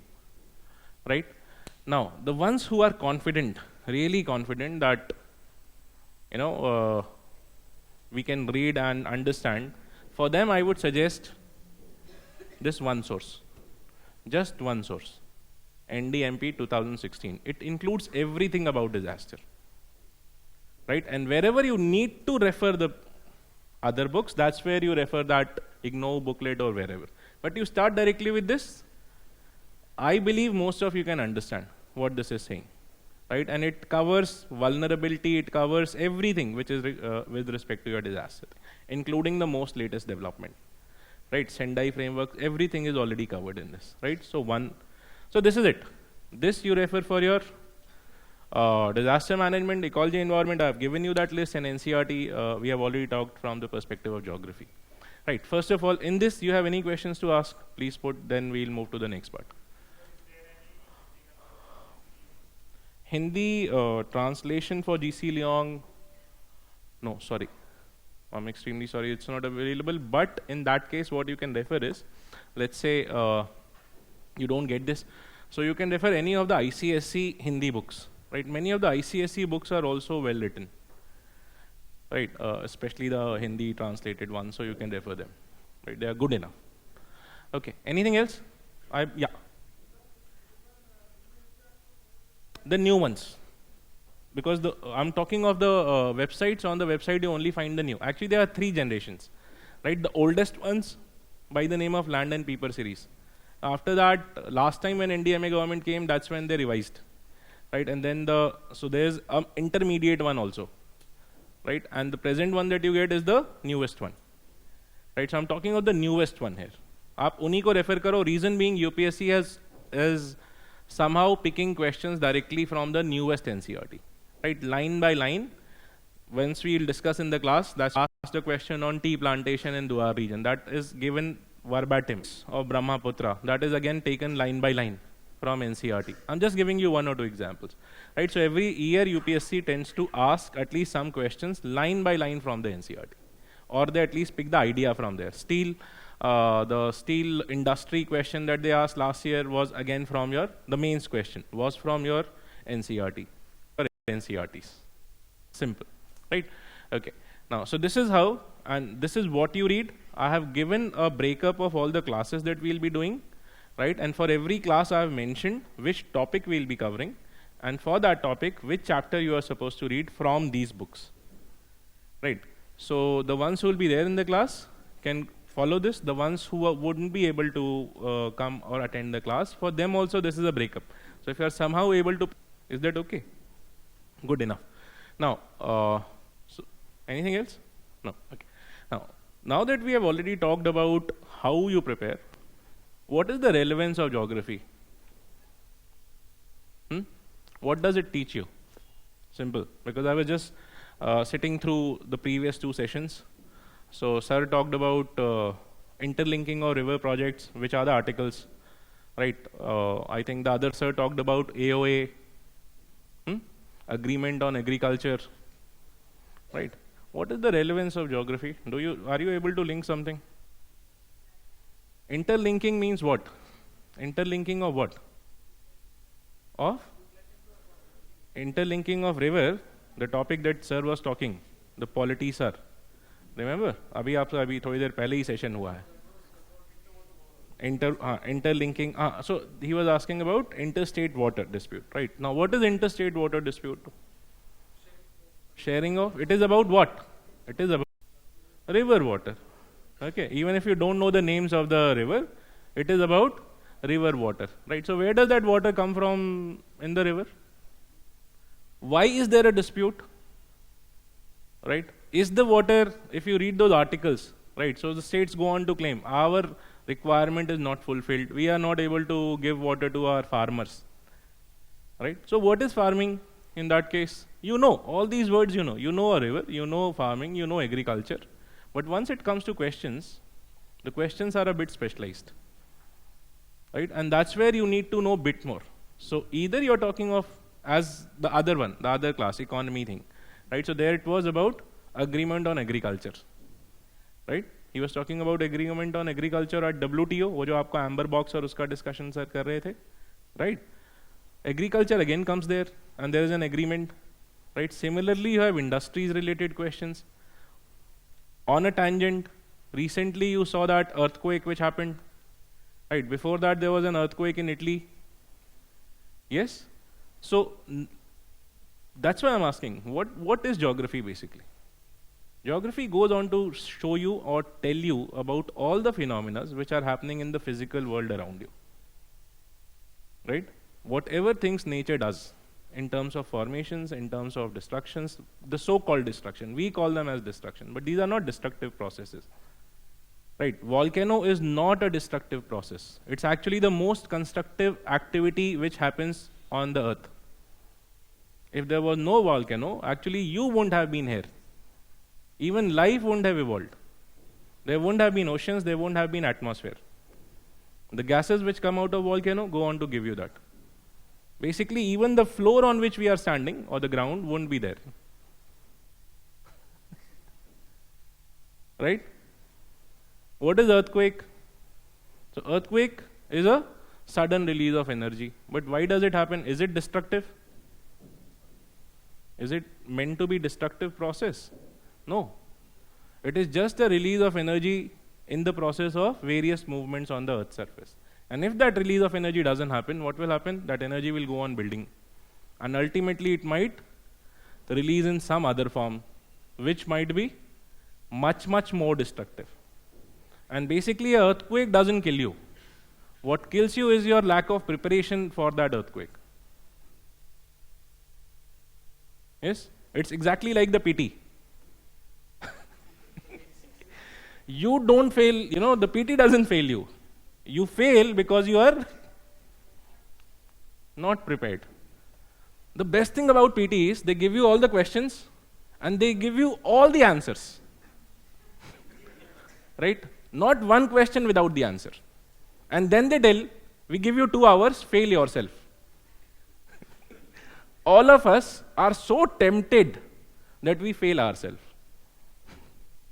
If you just show some restraint in attending some questions, the chances of your clearing the exam becomes higher. You know, people don't fail the exam only because they put wrong, you know, they don't know the answer. They also fail because they are tempted to put wrong answers as right answers. You get a negative mark and that fails you. Right? So same ways, right, you have to get the hint from nature. Right? The way nature gives you all these hints. The city of Pompeii was not destructed. Once you will read history, you will come to know. There is a peak called as Vesuvius. And the city of Pompeii was based at the peak base. Right? People knew that this is a volcanic peak, but they still went around and created a whole city around it. Right? And one night, Pompeii went off, freezing all of them in the positions that they were actually laying. Right? If you go to Italy, you will find they have been mummified and their figures are in that mummified forms, they are still there in the museums. Right? So Vesuvius didn't kill them. What killed them was Pompeii. Right? So this is what you need to learn. Urban floods don't kill you. Our lack of preparation for that goes on to kill. Right? Climate change is something which is happening on this planet for a long time. We are not the first ones to start.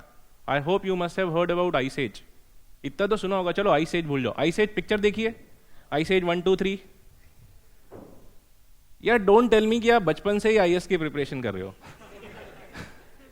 हाँ, मतलब ऐसा तो नहीं है ना, बचपन से ही. Sir, we don't watch TV, we don't watch cartoon, we are already preparing since our childhood. Is it? No. So either tell me about the Ice Age 1, 2, 3 or talk about the Ice Age. Don't be in the middle. So you have heard about Ice Age, right? After the Ice Age, the present age. So obviously there is a warming. So global warming is an ongoing process. But for the first time, 2015 was the first year where the temperature went by more than 1 degree higher than what it was in pre-industrial era. This is the first year. Right? This is important to us. That because of our effect, so these are the things you need to understand in geography. You need to understand your surrounding. You need to understand the resources. In economics, everything that you will read, right, is nothing but economics, very simply said in one-liner, is efficient allocation of resources. Right? But what is a resource? Resources? Huh? Bataiye? I think I still have 2-3 minutes with me. Huh? I'll end the session dot on time. Yes, so just last 2-3 minutes. What are resources? Satisfies. Huh? Anything that human beings come to know, to utilize for their own benefit is a resource. Till we don't come to know, it's not a resource. For example, and which is the first resource that we come to know of? History tells you that. Stone Age. Right? That was the first time we started understanding stone. Right? And we started utilizing that and creating tools. Right? And within Stone Age, you will have 3 different ages. Kaun sa? Macro, Meso, Micro. Remember? Microlithic.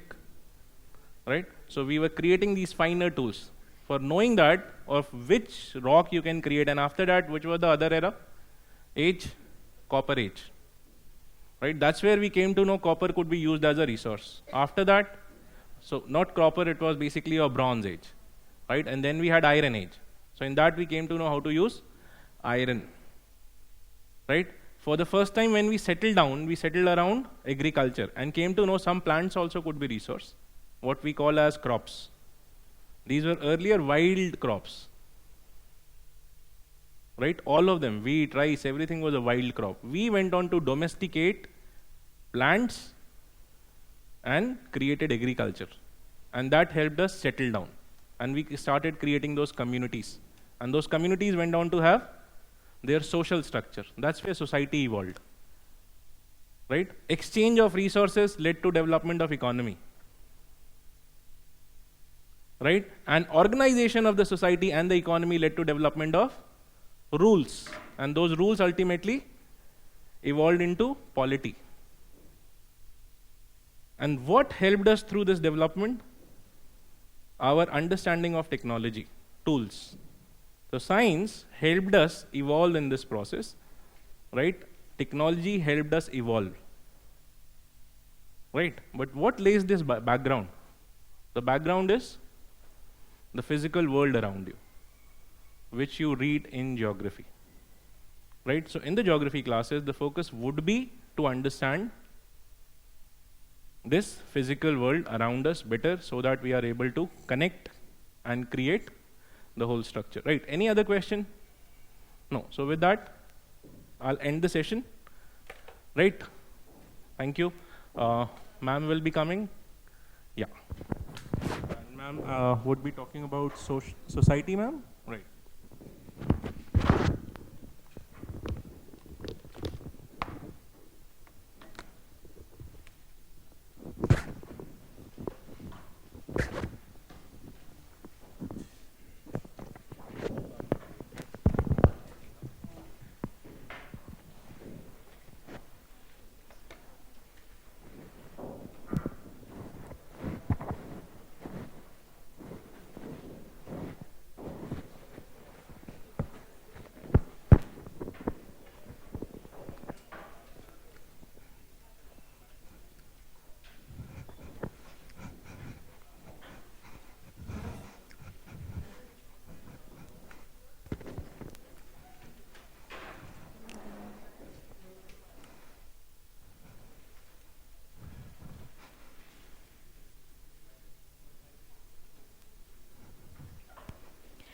A very good afternoon to all of you.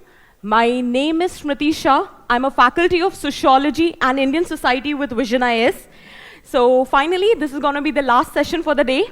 I hope we as a team has been able to contribute to some extent in clearing your doubts. Okay, anyways, before I begin with the session on Indian society, just one thing I would like to make very clear is that there is no one way which is the best way of preparing for UPSC.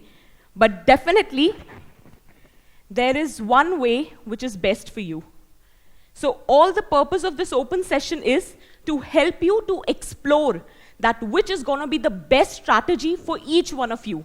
Each one will have their own strengths, own weaknesses.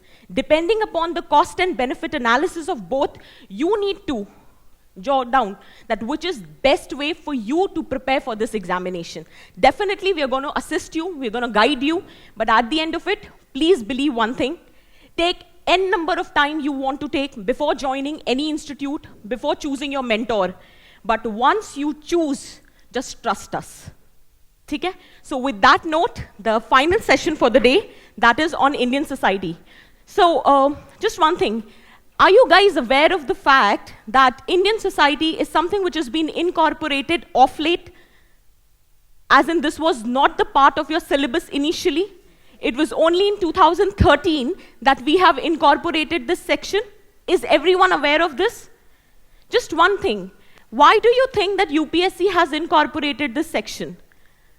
Because the kind of questions which UPSC has been asking is not something which is new. They have been asking over the years about caste, about tribes, about women. Then what's so special about it? That UPSC all of a sudden incorporated a section on Indian society. Any idea? Any clue? Yes, yes, I can hear something. See, there can be two things. One, you guys are tired. And second, you don't believe in the art of brainstorming. So let me tell you, it's too early to be tired. It's just the beginning of the journey. And without brainstorming, this exam is going to be tough nut to crack. So there's a lot of brainstorming which is required. So guys, pull up your socks. It's just another 25 minutes that you have to bear with us.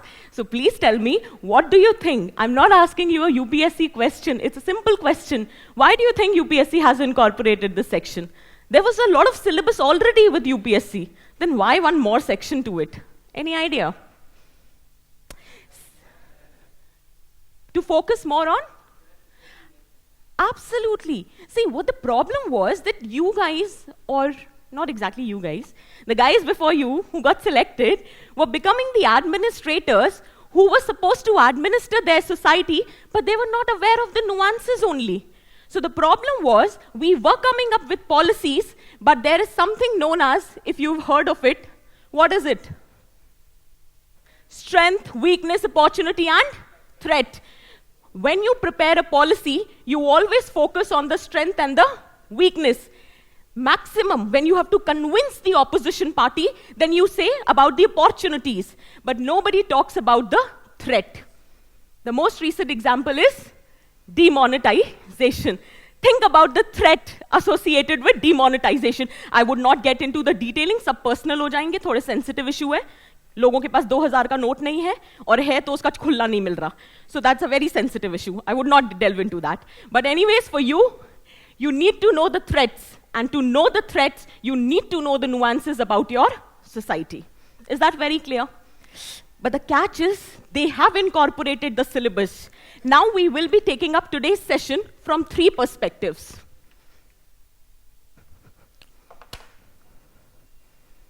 This is gonna be my take on Indian society. Why, what, and how. It's not about Indian society, it's about anything that you do in life. Why you want to become a civil servant. What you should do to become a civil servant. And how can you realize your dream of becoming a civil servant. So it goes for everything. So the first thing is, why you are supposed to study Indian society. First and foremost thing, it has been incorporated in your syllabus, so you are left with no choice. As simple as that. ठीक है ना? The second most important thing is that currently your society is undergoing transition. Neither you have remained traditional, nor you have become completely modern. As a result, all the process which is happening currently is leading to dysfunctional consequences. Small example, urbanization. It seems to be a very positive phenomena. It was a sign of progress, but it is not resulting into the desired progress. It is leading into dysfunctional consequences. Then you talk about communalism, regionalism, secularism. All the processes which are happening in society is leading to dysfunctional consequences. Why? Because your society is in the phase of transition. So currently, Indian society is confronting series of dilemmas and paradoxes, which has made it inevitable for each one of you, indispensable for each one of you to study Indian society in detail. Is that very clear? And the third most important point, let's talk business. What's the point? We are not here to do PhD. As simple as that. Then what's the point in studying Indian society? The fact is, in 2013, there were 4 questions from Indian society. Hardly 40 marks out of entire 1000 marks GS paper. In 2014, there was an increase. There were 5 questions in paper 1, 1 question in paper 2, and 2 questions in your ethics plus 1 case study. I'll show you that on the slide later. That was, so the total was around 100 marks. But of late, that is the last session, 2015, there were 7 questions in paper 1 itself from Indian society. So now you can understand the weightage that UPSC has been giving to Indian society. So now it's actually our business that we need to focus. Now there are 2 myths with respect to Indian society. One, what to prepare, it's too general. And second is, if you have sociology as the optional, you can nail it. Trust me, it's the optional students who are not able to go beyond 80 in the GS paper 1. Need is that overconfident about something. So see, you need to start from scratch. Everyone has a certain level of understanding, level of intellect. Just explore that to the fullest potential. Is that very clear? Now the next thing that we'll be talking about is what? What is your syllabus? See, UPSC has very simplified the syllabus. There are only 6 topics. First, salient feature of Indian society. Clear? Second, role of women and women organization. Third, poverty and developmental issues. Fourth, urbanization. Fifth, they are talking about population and associated issues. Sixth, social empowerment, regionalism, communalism, and secularism. So now the syllabus becomes very easy. 6 topics, that's it. But the catch is here. When UPSC makes something very simple, then you need to realize the journey begins from here. They have said salient feature of Indian society, but they have nowhere mentioned, there is no book which says what constitutes salient feature of Indian society. That is left to your understanding, your perception. That to what extent, in what depth you understand the concept of salient feature of Indian society. The next topic that they have talked about is impact of globalization on Indian society. But they have nowhere mentioned that in what capacity they want you to study the impact of globalization. Is that very clear? So now do you realize they have said social empowerment. What constitutes social empowerment?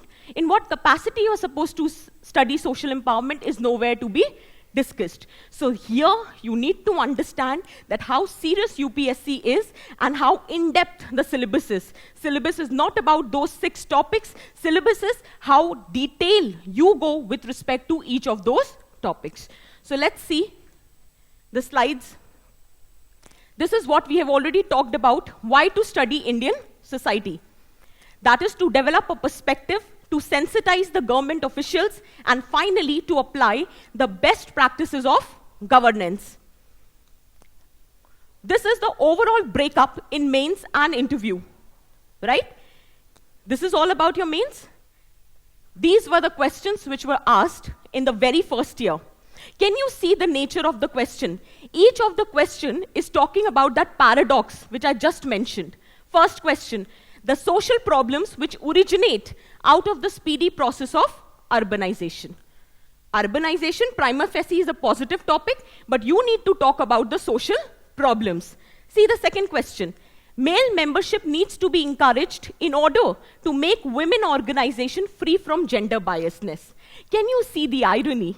Once we were talking about that the organization should be consisting of females to take care of their issues, but now the life has come full circle when we want male membership to be increased in order to resolve the issue of gender biasness. Third, effect of globalization on the aged population. The syllabus only said society. Within society, how depth you have to go. They have asked you the impact on the old age population. Finally, growing feeling of regionalism is an important factor for the demand of separate state. You study regionalism. One of the manifestation of regionalism is separate state. But the question is that growing feeling of regionalism. Questions they are being asking is something which requires a lot of analysis and understanding of the first question. This was the second year. How does patriarchy impacts the position of middle-class working women? Is patriarchy anywhere in your syllabus? Is middle class anywhere in your syllabus? Patriarchy is the salient feature of Indian society. And when you are studying role of women, then you have to study role of women in the working middle class also. So do you get the kind of questions they've been asking is not direct. You need to use your brainstorming skills. Then can you see the next question? Why do some of the most prosperous region of India has an adverse sex ratio for women? Guys, this was the direct line which came from NCERT. In your NCERT, this line has been given.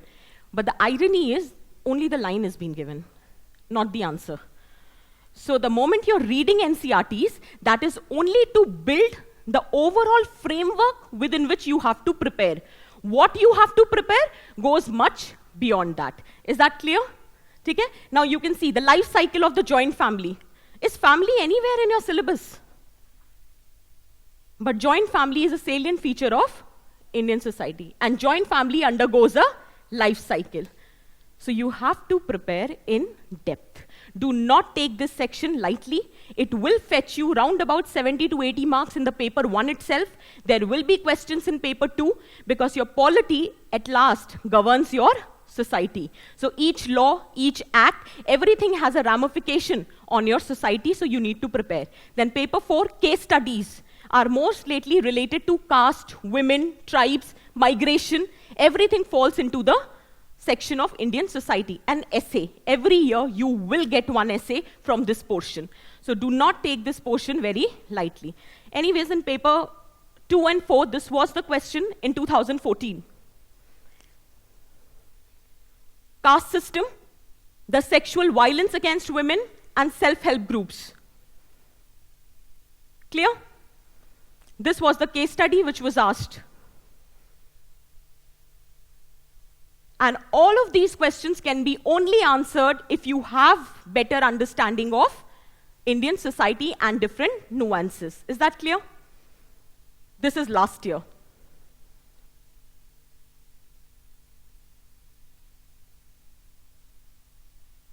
Just go through the questions.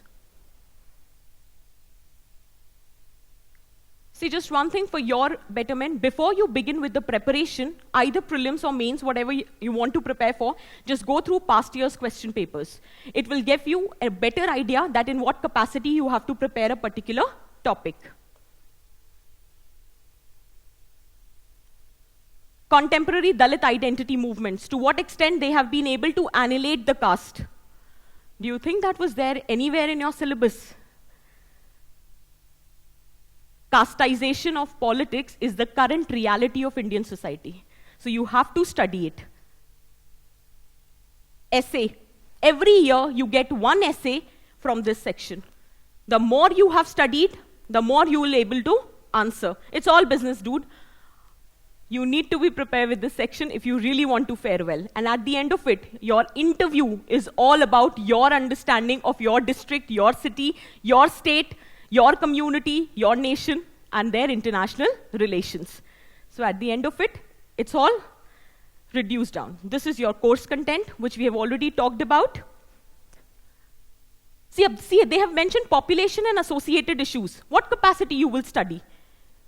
You have to talk about the sex structure. You have to talk about the age structure. You need to study child, adolescent, young, women, disabled, transgender. Everything falls in the capacity of population and associated issues. This is what you're supposed to read. This is the basic minimum that is supposed to be read. But one thing, I am not telling you that if you read this, you will be able to answer the questions, because it needs lot of analysis, because the kind of question they've been asking in Indian society. So one thing, there is no material in the market because it is the recent topic which has been introduced. No hard and fast book that you need to follow. The basic minimum that you can do is read your NCRTs well. Once you're done with the NCRTs, if you join us, then yes, definitely class notes, material, everything will be provided. Even if you don't join us, there are few books, just write down. There is a book of Indian Society and Culture by Nadeem Hasnain. Indian Society and Culture by Nadeem Hasnain.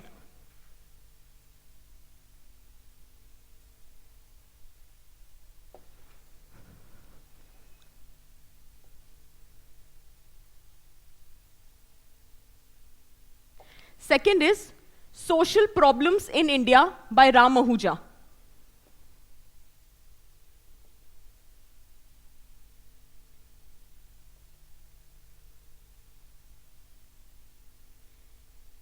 Apart from this, you have your NCRTs. In case you are very much interested in going into further detailing, you can study IGNOU booklets also.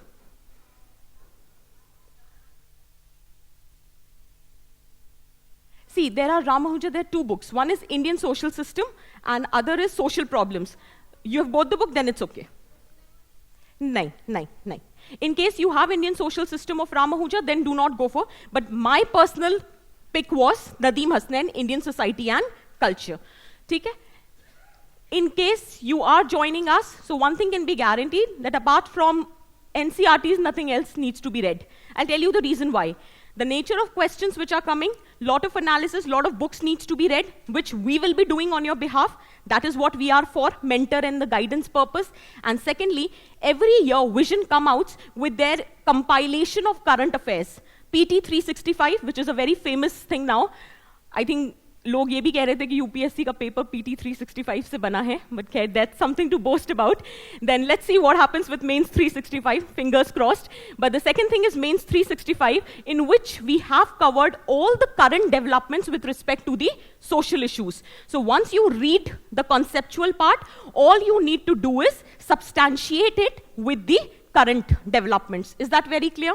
And finally, see, no matter how much material you have been provided by the various institutes, every material is there in the market. There's something known as first-hand information, which comes, the analytical skills develop only when you yourself read the newspaper.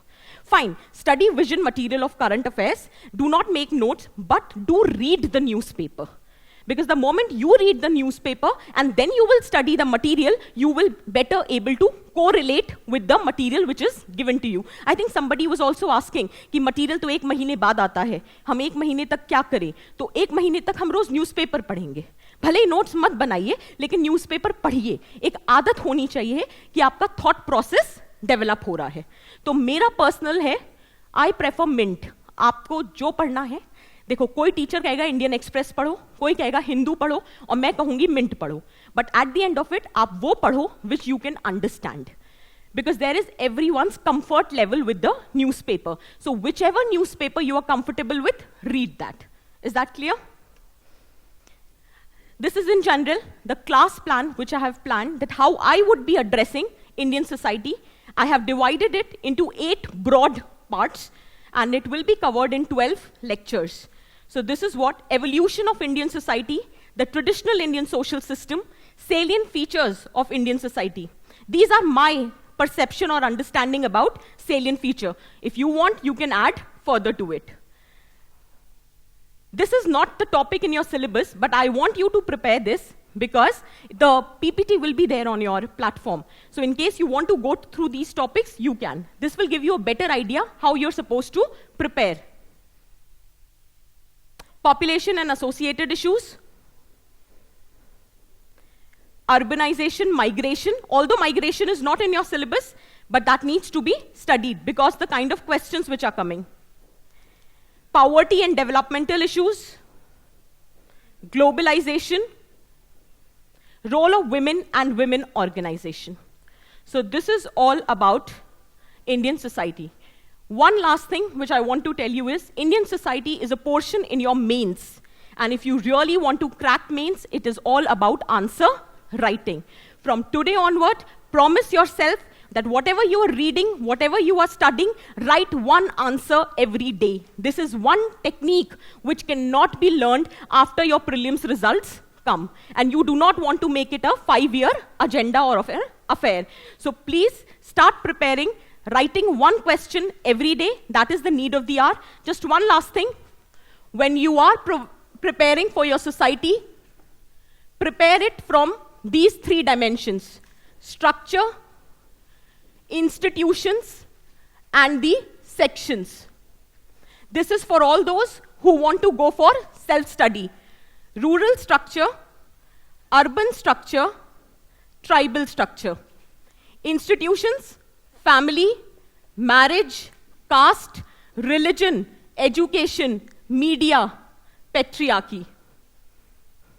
And section, you already know, women, disabled, child, old age, youth, adolescent, transgender, any which you want to study.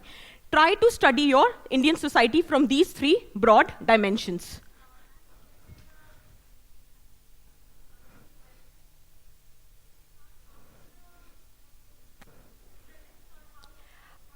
This, I think ma'am will tell you about the classroom. I only get the timetable when I'm supposed to take it. But at the end of it, one thing I can guarantee, not exactly guarantee, UPSC bura maan jayega, but we have a good track record with whatever we teach, that's there in the paper. That's just a marketing skill. Okay, anyways, wish you all the very best. I hope we are able to address your concerns. Hope to see you in the class and wish you all the very best. Ma'am.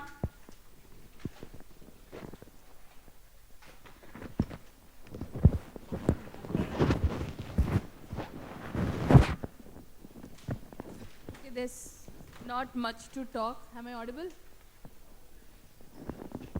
So regarding the class plan, if you want, mainly we'll concentrate on prelim syllabus portion to complete first. Like if you want to even study society, just like she said, you need to know the little bit of basics of at least polity and economics. So only after that the society portion will start. But since this batch is starting now, right now, let's say November we are starting. So society would be after prelims mostly. And if at all we are conducting the classes of society before prelims also, I hope none of you bunk the class. Hope you come. There will be a break, 1 month of break before prelims for you to prepare. And after the prelims, we'll resume the classes. And for newspaper, current affairs, reading and all that, during the class, like once the class starts tomorrow for the regular batch and weekend batch, so there will be a class for the classroom students. The timetable will be sent to you through mail. You don't have to panic. It will be regularly sent, and make sure your once you give us, when you register, your email ID and phone number is a point of contact for us. So everything will be sent to you through respond or cancel. It will be sent, messages sent, and all communication, and you will have a student platform. All the details are there. Everything. This you don't have to worry about. मुझे ये नहीं मिला, वो नहीं मिला, ये कहाँ है, वो कहाँ है. Everything is there inside a simple login with a password given to you. Okay. If you have any queries related to classroom, there are batch coordinators. You can talk to them. And for further registration and payment, Karol Wag Center, or you can do it online. Thank you.